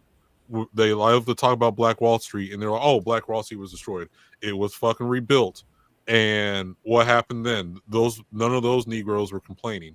They did for themselves. Did they get the best hand in life? No, but they were able to make do, and it's really a modern phenomenon where it's blame white folks for everything, and also it's basically selective history, right? So the whole thing of like, hey, while we're blaming white men for slavery, what about the Africans that actually sold your ass? Oh, that gets ignored, or they'll revisionist history be like, oh, well, they were tricked or some bullshit. It's nonstop, and that even to today, it's like you bring up black and black crime, and the proportion of it compared to white on white crime or anyone else, they would totally ignore that and like bring up some other stat or some shit that they don't understand. So it's really all manufactured just to get for votes and shit. Well, let's dive in here. I look, because we've really torn this guy apart, but we've only got half the video done. He's still got some more time. Maybe in the next minute or so, he can make a coherent point. Let's see what he has to say. What's the over under on that? Not good. 15 over 30. Of color in general. Now, when a black woman specifically says that Spider-Man is their favorite character, that's actually a green flag and not a red flag, because they know struggle more than any of us. Now, another reason why white men saying that Spider-Man is their favorite character is a red flag is because they see Peter Parker go through the struggle, and they see him still come out a good person, even after all that he's gone through. Right there. Yeah. Okay, you hear this black guy's voice. You could tell he grew up in the most prestigious neighborhood that his parents could afford. I was saying, he grew up richer than probably all you white folks that are sitting on here on the panel. He has a nice, crispy, clean hat. Not even a speck of dust on that fucking black jacket and shit. Whatever. It's not easy to do. Yeah, like the dude is like, he hasn't experienced nothing. That's why he says that shit. He's sitting in his glass house and talking against you guys, and he's just casting stones. That's all I have to add to that. And I don't even think this guy's a comic book fan, because and if he's actually experienced living with other people, he would know that other people actually do struggle. It doesn't matter what race you are. Dude, this guy hates white people. Like he's actually full blown racist. That's it too. Yeah. I don't think an actual comic book fan would ever say shit like this. I don't think. The thing is, like, if you actually been around other people, like, if you actually experience being around other people, is like everyone has their sort of problems. Even rich people. I'm sure Elon has some problems that I don't understand or can't comprehend. Yeah, child support. Maybe I can understand that one, but it's like. Well, yeah, I mean, Jeff Bezos went through a horrible divorce, and Elon Musk, I would guess, just looking at him, I just think he desperately wants to be cool and understood and get along with people and have friends, and that's impossible because he's so fucking weird. And so I don't know if he's ever gonna be one of the cool guys, even though he desperately wants to, and that's, well, it sucks, man. A big example that Theo knows because he's been talking about it for the past couple of weeks. The Indian dude, he got all the money in the world. Yeah, yet he got the worst wife on ever. That probably, dude. Yeah, probably won't even touch her with her pinky toe or whatever. Yeah, dude. Yeah, dude. All right, let's get through this. We're No, almost there. He'll win us over, I'm sure. Go ahead. So they subconsciously think like, oh, if he could go through that struggle and still be a good person, I could do the same thing too. But what a lot of men don't realize is that there's more to being a good person than to just lock in, going to the gym, and making lots of money. There's actual work that needs to be done mentally and emotionally to be a good person. And let's face it, almost all men do not have the mental and emotional maturity. They don't have the emotional intelligence to put in the hard work that needs to be done to be a good person. They think just because they understand why Peter comes out a good guy after all of his struggle makes them a good guy too. Like, no, you need to put in the work in real life instead of just reading comic books that you don't understand. Dickhead, I don't think you're Stay woke. Have a great day. I'll see y'all tomorrow. Fuck you. That's why they go to the gym. That's why they get good paying Stay jobs. woke. It's so they Woke can people do are not the good hard people. work. I'm gonna go ahead. Most of them are not I'm not gonna say all of them are bad people, but a lot of them are bad people, which is why they have to have this cult-like ideology to make them feel like a good person, because they know deep down they're fundamentally broken. Here's the thing: I can make, for example, whatever ist-phobe joke I want, and then go and hang out with a black friend, and I know it's not a serious thing because I know in my heart that I'm a good person and I'm treating people right. These people have to create these fucking crazy rules that they don't even believe in, and hold to them because they know that without these woke rules that they'll fucking go ballistic. This guy hates white people, and in a less civilized world, I could see him going a little crazy with his racism. Like, these people have these insane beliefs. Well, I'll tell you, and it's backed up by self-righteousness, and I'll tell you that guy probably thinks he's not being racist at all. He doesn't think he's being racist because he doesn't. Again, he doesn't think white people are people, really, to be honest. And imagine in this day and age, still thinking that woke is a good thing. Well, because we make fun of you. That's a derogatory term we use to make fun of you, to say that you're woke. Like, that's not that you can't wear that as a badge of honor anymore. Well, here's what they do too. So they change the definition of what racism is. So to them, racism is if you have power. So they'll say, well, only white people have power, and that's how come black people can't be racist, because black people don't have power. Like, they put themselves in these tiny little fucking boxes where they come out to be more racist than the are. So you're saying black people can't amount to nothing, so that's why they can't be racist? God, not good. But the problem is, okay, so we've showed what nagging can do to the enjoyment of a hobby. Because I think these people are both of these examples are it's two people who are the mouthpiece for it, but it's a general sentiment of just that's trying to ruin our enjoyment of things, right? And it ruins our hobbies, but it's also, if you let wokeness take over your mind, it has catastrophic consequences. And there's one video I want to show. And look, this young lady, I'm gonna be honest with you, she is gonna come off very obnoxious, okay? But I want you guys to try to bear with me, because I have a point in bringing this up. Oh shit, Mindy Wheeler's here. What's up, girl? Friend of the show. Shout out to the 40%, 4%. Pretty soon, the 40%, I bet. I have a feeling we're going to get a significant female audience on this show. What's up, Mindy Wheeler? Talk about projection. Friend of the show. Dude, well, then here's what you got to do. I mean, those D&D girls gave you a great way to get a female audience. Just, they suggest. Did they suggest anything, by the way? Or did they just complain? Those D&D girls. No. They're just complaining, and they made vague appeals to be more inclusive. And I think what that means is, like, make it excruciating for men. And you know what's crazy about this is when you make hobbies, comics, whatever it is, more inclusive, quote unquote, you make it unpalatable for the women who like it for what it is. Like the women who are already there will leave along with the men. They will be just as mad as everybody else, and it'll get inundated by women and queers who never. Now, I'm using queer as a pejorative. That's the term they use to describe themselves, right? And that's until we come up with a new one in a week. Like that's the thing. If you actually like go to game stores right now, there are some of your classic nerds are still there, but it has largely been inundated by, non-binaries with anxiety. And you ask them basic lore questions. Go ahead.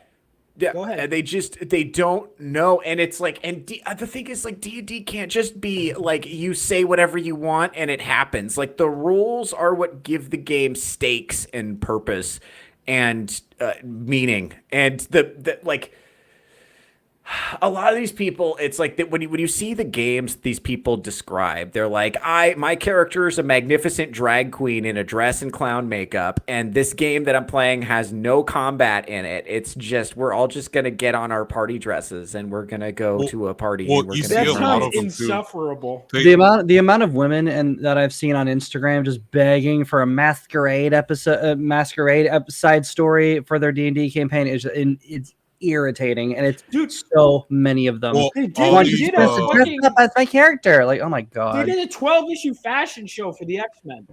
Oh, for fuck's sake! Well, I remember that. Okay. It's Women the are whole, allowed to have this. It's when they demand it from the men, it becomes. That's an the issue. problem. Exactly right. Yes. Exactly right. I don't care if they do this. My problem is they're saying the way I play the game is toxic. Yeah, what I should do, it's like, here's the thing. I don't care if they want to be mermaids and sit on the beach and talk about boys in their D&D campaign. That's fine. But I'm not a bad person because I don't enjoy that. Yeah, no. I'm not a misogynist because I prefer to have combat. First of all, this is another thing they conflate. They're like, well, there used to be comics for women. They were romance comics because men and women generally enjoy different genres. It's not about, I guarantee you, no matter who is writing it, the majority of Wonder Woman readers will always be men. Always. Because it is an action book. Because it is a superhero book. And if you put a romance story, even if it's a male protagonist, probably going to still be a mostly female audience. It's just a genre thing. And also, in regards to things like X-Men, for example, there have always been like gay and women fans, right? They'll say that. They'll point to an argument. Okay, cool. So then why do we need to change things up? If they're already enjoying it, why do they need to change? All you're doing is driving away the straight males, which is still the majority. You can have your mini series or your series that are dedicated to them. Why do you need to change the main line? Why can't you have that occasional issue where the girls go shopping, or if you want to even do a mini series or a side series or a Dazzler series, do that. Why do you need to change the main line? Yeah. Not everything has to be for you. Something can be for you. Not everything has to be for me. Yeah, well, there's comics where I go, that's nice. They don't want female inclusion. Unless they never have. They just want male want exclusion. They don't even want male exclusion. They just want they do, but it's a means to an end. They just want to destroy men's spaces. That's it. Well, and there's no other explanation. They don't even care about the game. They don't care about the comic. They don't care about the TV show or community, whatever. They just want to eliminate male spaces. That's it. You know what I like? I'll give you an example. I've been at comic stores. I'll see like a little girl, like, oh, I want that like girl superhero comic, and I think, good for her. That's so sweet that she has that option. I'm not like, hey, where's my representation in that? Yeah. I'm like, good for you. All right. You can enjoy what you like. And kids understand this better than when these women hit their 30s. It's crazy. It's actually insane. Mm-hmm. Well, it's also slightly a modern phenomenon where it's basically they're basically what they're doing is they're injecting themselves into the stories that they really don't care about.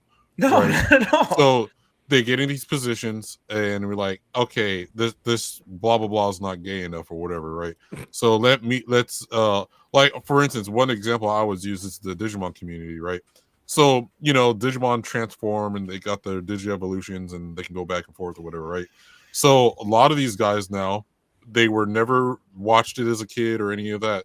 They come into this hobby and go, well, now Digimon's a gay allegory for transgender.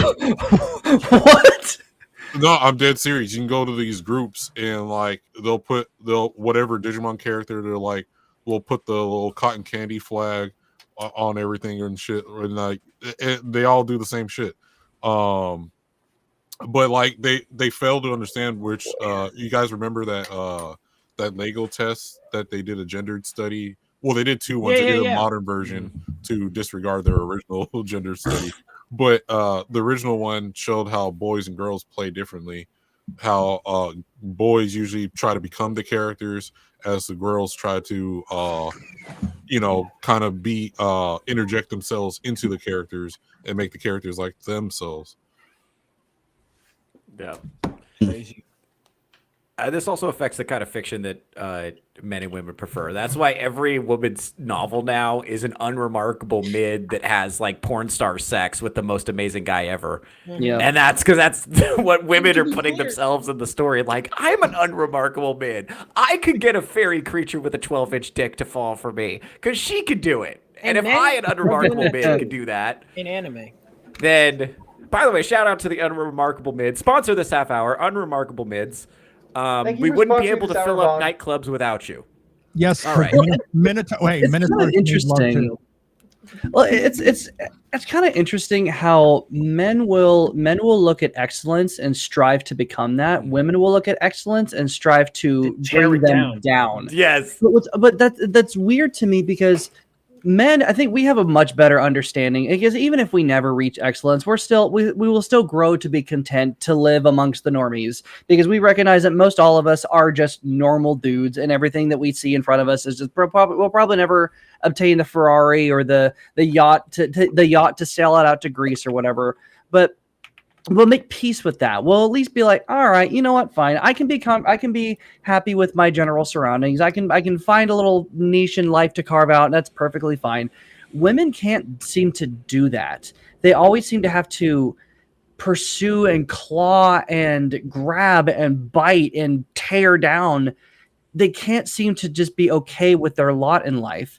That most of it that we make fun of mids ruining everything because it's true. B, it's funny, but it also reveals to me a much worse battle going on within the female psyche because they can't just be okay with living a normal average life. They always have to pursue this ridiculous excellence. They have to hustle. They have to get the huge social media following. They have to do all these things. Otherwise, it's not men who are pressuring them. Otherwise, they'll disappoint the sisterhood. And there's just something really horrible about that. They have a much greater drive for any kind of achievement than men do lately, but not for the right reasons. It's all for my glorification, always to prove something to myself. Like, no, you're not. You're just wasting your life after something that's going to kill you. What's going on with that? Actually, let's poke at this a little bit. So what's going on with that? Because it's like, I think throughout most of history, most people have had relatively normal lives, and that was fine. I don't know. And now there's kind of this sense of like anything is possible. And also we're being constantly inundated with people who have better lives. Fucking communist bullshit, dude. I'm telling you. Like it actually is. Because communism is my mom and I were talking about this. Communism is the ideology of cope and butthurt. That's what it is. They're like, I don't, this person over here has this. I should have this. In fact, that should be a human right. That's what it is. Really, it's the entitlement, cope, butthurt ideology, and that is what. But why women? That's what I don't really understand. Why women? Why are they the ones made to be? Yeah, women. You got to answer for this.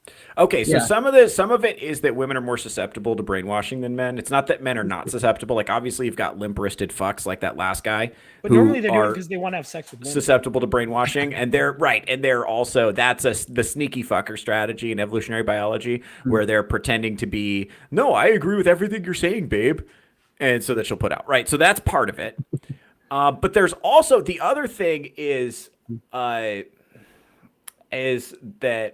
So women in general are more concerned with fairness and social cohesion and making sure everyone's has enough, and men are more concerned with creating and going out and finding stuff and providing stuff and doing it yourself. That's why women's complaints so often are, why hasn't anyone done this for me? Like in the NBA, they didn't get private jets until it was financially justified by how much money the league was making. Then what did the WNBA say? Hey, I know our league loses $40 million a year, but we would also like private jets because that's what do they always say? That's what we deserve. That's a human right. We should get that because it's fair. Because remember, they don't want it, but they don't want to be left out. right? And they don't understand. Like, I literally sat down with my feminist friend. I tried to explain to her that with the NBA private jets example, that one, it's mathematically justified, and the other one, it's just a nice thing we decided to do to be nice. And she could not understand the distinction. To her, I could not get her to cognitively process why it matters how much money the league makes. She didn't understand why that was relevant. Like, she actually did. She's like, why can't we just pay the players the same? It's like, well, because they don't make the same money. Why can't they have all the same perks? Doesn't make the same money. It's not financially justified. Why does that matter? Well, the problem is actual economics is not taught in schools. So, because a lot of these people, you think they all, like, we seen the video you played like a couple weeks ago where, hey, why can't we just print more money? Yeah. And then maybe that could solve. It's just they don't actually. These are children's solutions, dude. Yeah, they don't actually understand how economics works, or they demand the labor of others. So so it's like, well, why can't we just have free healthcare? Well, nothing's actually free. That requires a labor of somebody else. Now think about this. I do want to drill down on this because this is not true of all women, but it is true of emotionally mature, immature. Oh, here we go. Women are more competitive with each other. Women rule social aspects. They play social games. What looks good socially, their social reputation matters the most. Yes, that's definitely true. And also remember this, like, especially with hot women, they're used to people just give them stuff. And so they think that's how men get stuff too. That is so critical to understand. Hot women just get stuff for free for being hot and showing up. They think that's what's happening to men too. That's why these women in D&D are like, why can't anyone teach me this? Because that fat woman used to be hotter and people would do things for her for free. They don't understand the concept of go out and get it yourself because no one's going to do it for you, because that's never been true for them. There's always been somebody to do it for them, you know? And they're like, why is no one doing this for me? I have a right to things. Give it to me. Right. Why they're out hunting and not being treated like they're still inside the longhouse. Yes, it did. Well, and that's the thing. It's like the women who actually go into the space and do things themselves. These are women with agency and creativity who have the capacity for independent thought and higher than average IQ. Shout out to the 4%. We love you guys. And so they went out and just did it themselves, and they're fine with that, and that works for them. But a lot of women have just like never had that experience, or they've never thought to do that. It's never occurred to them that they might have to do something for themselves because it's always been done for them, you know? So that's like, they're like you saying, just do it yourself for fuck's sake. That's like a foreign concept to them. It's like, but I deserve. It's always I deserve. I have a right. It's about safety. I want to feel safe. It's always the same shit, right? It's never like this is actually awesome. Actually, Minnie Wheeler posted something fun in the chat that I want to bring up so I don't have a smart way to pivot to this, but this is a good idea. There's a part of history when the Ottoman Empire took over Constantinople, and this tactic is still used today. They put crazy, mentally ill people and socially rejected soldiers on the front lines to cause chaos. They were called the Bashi Bazook, which I think I'm saying that right. We'll find out. It's my theory that these woke mind, meaning Minnie Wheeler's theory, that these woke mind virus people are the Bashi Bazooks of today. I actually think they're loud, disruptive, have an agenda to weaken the men, and they actually don't represent humanity's values. Yeah, and so that's the shit. Makes sense. And it's like, it's a power struggle communists aim to invert and everything good to humanity. And yes, it's Cope and butthurt 100% Vaughn. Nailed it. It's the ideology. That's literally, when you boil it down, all the most butthurt people I know, all of them are communists. They're all communists. Yeah. Yeah, there's a competition I going suck on. at my friend. Shout out to my friend Bobby. He's one of my artists. Came with the Rebel Oasis logo. Did a lot of stuff for me. He came up with a theory. He goes, you know what? Karl Marx was in Germany around the time bodybuilding was getting huge, and I think he saw these yoked guys that were better than themselves. Yeah, and he was a fat piece of shit, and he was like, "Fuck this! I'm creating an ideology based on pure cope. Because I'm just as good as them. Fuck you, communism." Yeah, and if you look the at man never had a job. The man never. That's right. That's right. If you look at actual all these huge bodybuilders, like the superhero archetype is built from those strongman types. Yeah. That was around that time. If I'm getting my yeah. Well, if you look at actual when communism started, because literally, so soy boys are literally anti-superhero from the beginning. Yes, we got it. Yes. Yeah. Well, this is what I'm saying. It's like when you say communism is cope, like even. Copianism. Even it's all if you look at like who is the biggest advocates of communism, it's always high IQ poor people. That's why it's all college professors, because they're very, very smart, but they're very poorly compensated, and a lot of people have more money than them, despite being dumber from their perspective because they don't have a PhD or whatever. And so they're like, I deserve to have that because I'm smarter and better than you. Yeah. You have it and you shouldn't have it. So I'm going to come in and I'm going to come up with this intellectual justification for my envy of you. And so now I have all these like reasons why my emotions are true. This is the same process of like, feminism is all fuck you dad plus penis envy, right? So that's what feminism is, right? But they have all these intellectual reasons to justify that emotional experience that they're having when they think about men. It's the same thing. It's a framework that is like Vaughn put it is coping and butthurt. That's such coping, seething, butthurt. Like literally, you ask communism, like their ideology. It's always this person has this, and I want this. Fuck you. That's unfair. Yeah. This person. You know what? I don't think you deserve anything, but I'm okay with you having some things. How's that, commie? Yeah. Like, I think personally, you can go fuck yourself. But if you have a house, I don't want to take it from you. Stay there, actually. Could you please just stay there? Yeah. It takes a real piece of shit to... It's perfectly fine to want something that someone else has, but you need to want it as well. That's the big difference. If you see someone with a Ferrari or like a nice 2-story house, hey, that would be great for me to have as well. You should never take from anyone else so that you can have instead. That's literally theft. And this is the difference, right? So what Kayla's saying here is important. There's a competition going on between most women at all times that men don't even understand. By the way, shout out to the 4%. We have women getting along in the chat. Contrary to popular belief. Breaking news. We have women getting along. Everything is good. It is possible, gang. It is possible. Well, I have the best audience on the internet. This is proof. And I'm not even saying this to be a dick. You know why men don't know about the competition between us women? And this is the honest to God truth. Theo might not even say it. He might not say it, but he knows it's true. It's because we don't care, to be honest. We don't care about your conflicts with each other. Your conflicts are beneath us, man. Hey, he's not wrong, actually, because Theo's going to deny it, but he knows I'm right. He just wants to simp for the 4%. Well, think about it. It has no immediate effect on how we live our lives. It has no effect on the humanity. effects will come later, obviously. They will come later on. Becky said about me. I don't give a fuck what Becky said about you. Make me a sandwich. And this is like Theo knows I'm right. He's struggling. So this is hold on. So a lot of men don't experience the whole group of friends that aren't really your friends scenarios and the social ostracism that ensues. And Gayla's right here. And this comes from the distinction Strider made, where it's like wanting something as well versus somebody has something and I want that as well versus seeing your friend happy and wanting to destroy their happiness. That's a different motivating factor. And I don't know why. It's not that there are no men who do this. It's just this is such a common female social dynamic. It's like any woman you meet has like 6 women they hate. I don't know what that's about. So bad, dude. All right, so I'll give you an example. One time I was on, it wasn't a double date necessarily, but it was me and my friend. We were hanging out with these 2 women at the fair. It was like when we were in high school, and the whole night they're bitching about these. This girl sucks. I like this girl. She's no, she sucks. She did for like the whole hours and hours. You know what happens? We're walking around the fair. And they see those girls that they're bitching about for the last few hours. They go, hi, how you doing?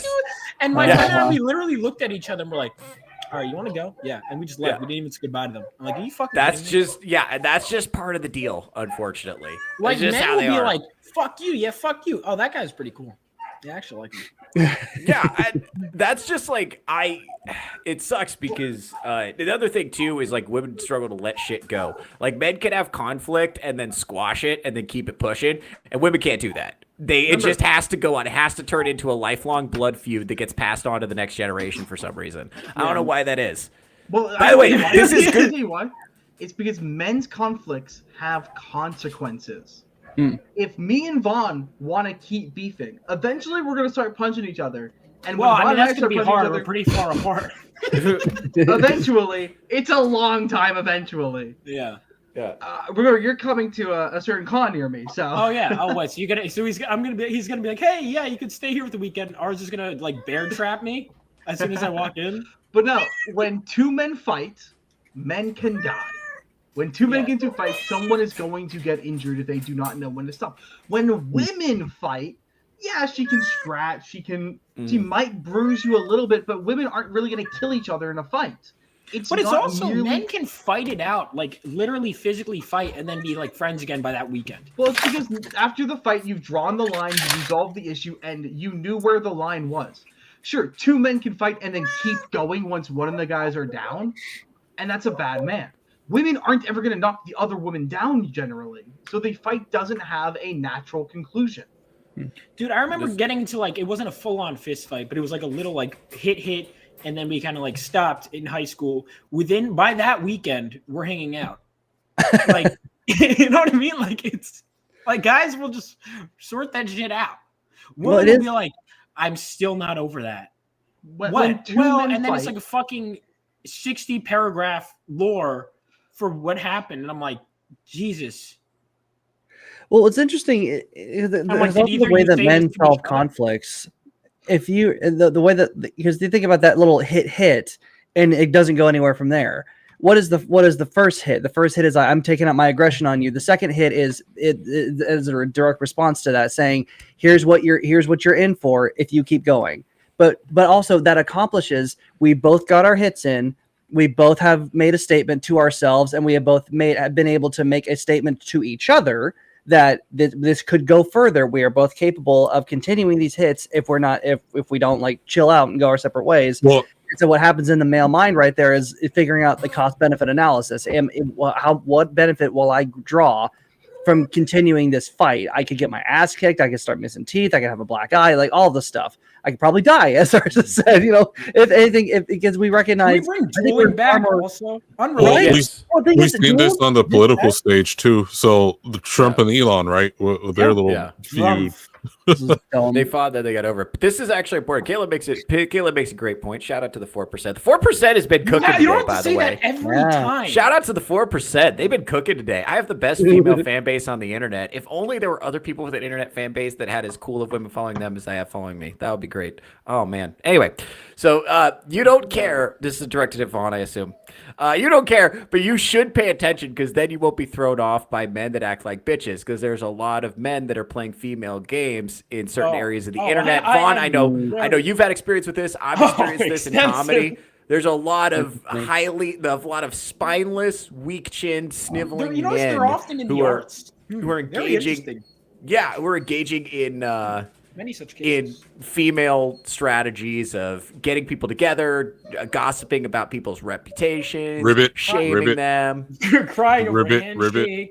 And to be fair, men do kind of care about women's struggles, but when your struggles are really fucking retarded, it's really hard to be invested more than you are, as much as but you it's are, like because that's like this can be solved in 3 seconds. Why do you care? I know it seems that way, but it's like it can't. It has to turn into a lifelong blood feud. It has to be Hatfields and McCoys no matter what. I don't know why. It just is what it is, and you just got to buckle in. And by the way, if you want to distract, future note, if you have a girlfriend or wife, this is a long time off for you guys, but if you do have a girlfriend or wife, then you can distract her from any emotion she's feeling by bringing up a woman that she hates. So you just remember the women that she hates, throw that into the conversation. She'll immediately stop worrying about whatever she's worrying about and just go off on how bad that girl's eyelashes are or whatever. That'll happen. This is a good tip, by the way. You're welcome for that. Women have blood feuds to a certain extent, like they aren't bleeding out every month. Dude, I remember there were times where I've been hanging out and I'm like talking to a girl. I'm like, oh, she's cool. I'm talking to another girl. No, she's cool. And they'll be like, yeah, she's actually not cool. I'm like, what? They want to recruit you into their blood feuds. And I'm like, you're like, you look at her outfit. That's kind of shit. I'm like, I mean, I guess I don't really care. And I've had this happen to me where they're like trying to recruit me and they're stupid blood. I'm like, I don't care. Can I find both of you attractive? No, one of you has to like die on the sword. Yeah. Yeah, that's great. And Theo, that will make you a target 50% of the time. Yeah, it is what it is. But hey, you know what? That's what I'm saying. I like to live dangerously. That's how we do things over here at the Touchgrass Podcast. I like to live dangerously. By the way, we're coming up on the 2-hour mark, folks. So we're going to go ahead and wrap up the show. I think this was a great show today. What do you guys think? I had think fun time. Had fun. I think we crushed it. So let's go ahead and do our outros. First and foremost, Auschwitz. Where are you? Where are you going to be? What are you doing these days? Besides rooting out the Jewish infection. Go ahead. Well, I've been dealing a lot with the HR culture of the psychology universe. You know, I got in trouble at work the other day because other people were talking about politics. Go talk about that a little bit. I actually do want to cover that before we go. Go ahead and say that story. When I was in the office, and this is on Halloween, so like I'm in the Howl's Moving Castle costume, and like the other people in the office are all wearing like pajamas because it's Halloween. Yeah. And they just start. Nobody wants to do work because we had a Halloween office party later. Why am I partying in? I don't know. But they start. One of the girls who are recent hires as well are all like sharing this Instagram account they all follow and just loudly gabbing about leftist politics and about how much they hate Trump. Now, I live in a southern state, and one of the girls, like I'm a case manager for people with who need services. And it's like they all have employees who help them with their services, our clients. And one of the girls goes, "Nobody who voted for Trump should be in the care profession." Oh boy! So 90% of our coworkers, or not coworkers, but people we'll work with throughout our job, probably voted for Trump, given that we live in a very red state. In fact, my state was one of the first ones to officiate that Trump won the state. Dude, it's also like lefties. I'll notice they'll like they just assume your politics. Like this one girl, I remember this comment was like, "Yeah, I don't like this guy. He was a Trump supporter. That's all you need to know." I'm like, "But what remember, he's a Trump supporter." Because remember why that is. I never disclose my politics. You just assume. Well, that's part of this is because conservatives think it's rude to discuss politics with people you don't know, and liberals don't. But the other thing is that leftists derive their opinions from consensus, not from reasoning. Conservatives reason their way to their opinions, and leftists derive their opinions solely from consensus. Well, so, in order to maintain security, they have to like test periodically to make sure that their opinions are still consistent with consensus, and make sure they don't get disruptive feedback back. Yeah. But then it gets worse because one of them mentions that how much they hate that Trump is threatening Medicaid or not resuming funding to the government because this is back before the government shut down. I'm like, well, and all I said was he has done everything he can do, and they're like, what do you mean? They have all of the houses. I'm like, well, yeah, but they still need Democrats to vote yes to fund the government. And at every turn, they were shifting it to blaming it political. I'm like, no, that's not factually correct, and that's all I said. Right. All I said was what you said was wrong. Use the F word on him, though. You can't do that, dude. They don't care. I did not use the F word. I did not use the factually on them. Facts. I just pointed out that there's nothing Trump can do. There's nothing conservatives can do. It's in the hands of the Democrats. And then, like 3 weeks later, I'm talking about how I'm radically opposed to medicalization for most disabilities. Like, if you have ADHD, you should not be on medication. If you have anxiety, depression, shouldn't be on medication. Why is that? I'm just curious because I take meds, but I'm curious. We can talk about it later if you want. All right. And I'm not necessarily opposed to changing things up. Yeah. They got really upset with me for this, just saying that I don't think you should have medication for this. And then what really upset them is all I said was I don't think college students should have IEPs. For those who don't know, IEP is I had an IEP. Fuck you, Arza. Yeah. Well, but if you have an IEP in college, especially if you're like as a senior, that's really setting you up for failure in the job market. Possibly. And they're like, but it's protected by the Disabilities Act. I'm like, well, maybe it shouldn't be. To which I got talked to from my manager about it, and they're like, did you say that the Americans with Disabilities Act was a mistake? What? That's a hell of a non sequitur.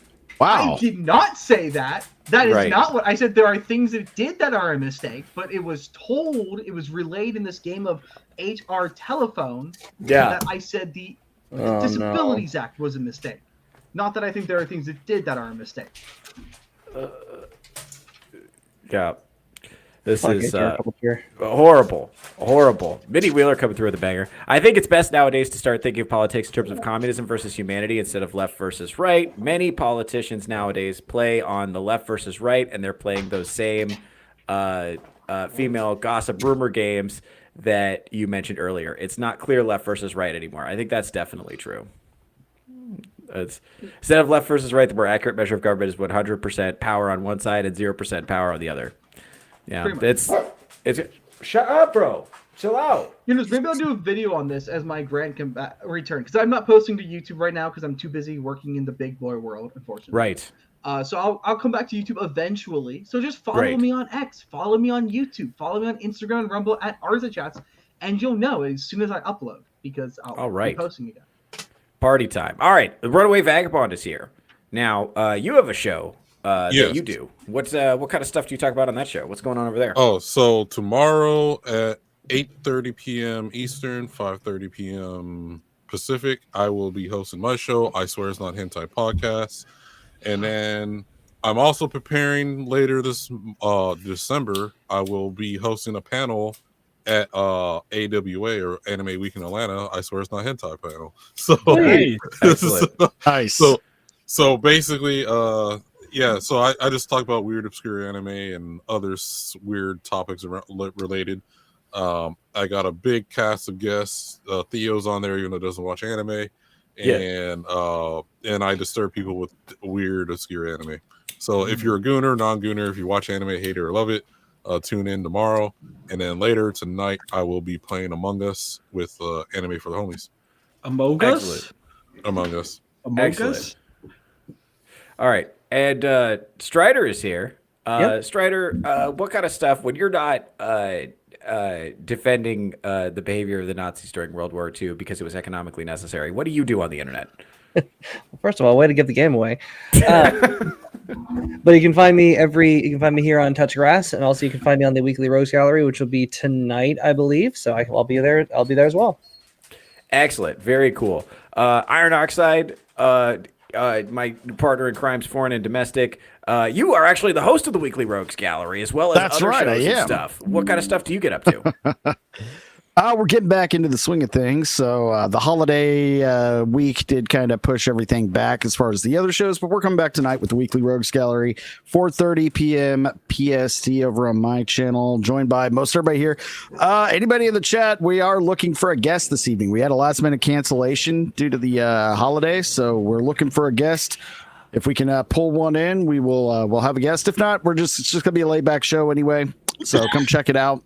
And then next week we're going to get back on into Ironcast, a smaller panel, more news and current events topics. So going over there for that as well. And then I jump on everybody else's shows as often as I can. Very cool. Very cool. Speaking of clout chasers who leech off of other people, Vaughn Coleman is here. Yeah. What kind of stuff are you getting up to? Do you have any upcoming projects you're excited about? Yeah, so Phenomenova issue 3 will be coming out soon. They also have a short story collection that I'm working on. But no, I am working on I Can Fix Her with Theo. That is going to be a fun one. We're figuring things out. Me and Bats have something that's coming out. So keep an eye out for that. In 2026, hopefully will be a pretty big year for Rebel Oasis Studios, my company. But until then, you guys have a few days left. You go to my website. Everything, physical orders are all 20% off. And if you haven't read Phenomenova issues 1 and 2, and you're like, oh, it's too much money. Digital, baby. We got digital copies. It's just $4 to read both issues right now digitally. You have until December 1st. So all that is there. Be on the lookout. I'm going to be closing out issue 3 very soon. And yeah. Very cool. Very cool. All right. And Drunk Emerald Arrow, Mr. Producer, 99 overall producer. Couldn't do the show without you. What kind of cool stuff are you up to these days? I'm learning how to crochet. I've already done macrame. So it's no, I got tonight at 7 p.m. PST over on my channel. I have insert title here. And then on Tuesday at 6 p.m. I have Nerds Covering the News. And then I have a lot of producing responsibilities across many of the shows that the panelists are on. Very cool. And in closing, I am, of course, your host, Theo Snodgrass, comedian and podcaster out of Las Vegas, Nevada. I do a show called Touchgrass with Theo Snodgrass. That's right here, 11 a.m. Pacific time every Saturday. I also do Theocracy with Theo Snodgrass. That's my solo show, and that is Monday, Wednesday, Friday at the same time, 11 a.m. Pacific. So if you want to get my takes, follow. If you want to see, I got a bunch of comedy videos that are going to be coming out soon. If you want to see all the cool stuff that I'm dropping, if you want to keep track of all the shows that I'm on, if you want to see where I'm going to be performing live comedy, go ahead and follow me on Twitter, follow me on Instagram, follow me on YouTube. That's the important one. You got to subscribe on YouTube. If you want to see me do live comedy, I'm going to be at Delirious Comedy Club right here in Las Vegas, Nevada tonight at 7 o'clock. And if you missed the early show, come to the late show at 9 o'clock. I'm going to be on twice. It's going to be a lot of fun. Come check me out, baby. All right. And with that, without further ado, I am going to end the show. Please enjoy the intro to my other show as the outro to this show. Thank you very much.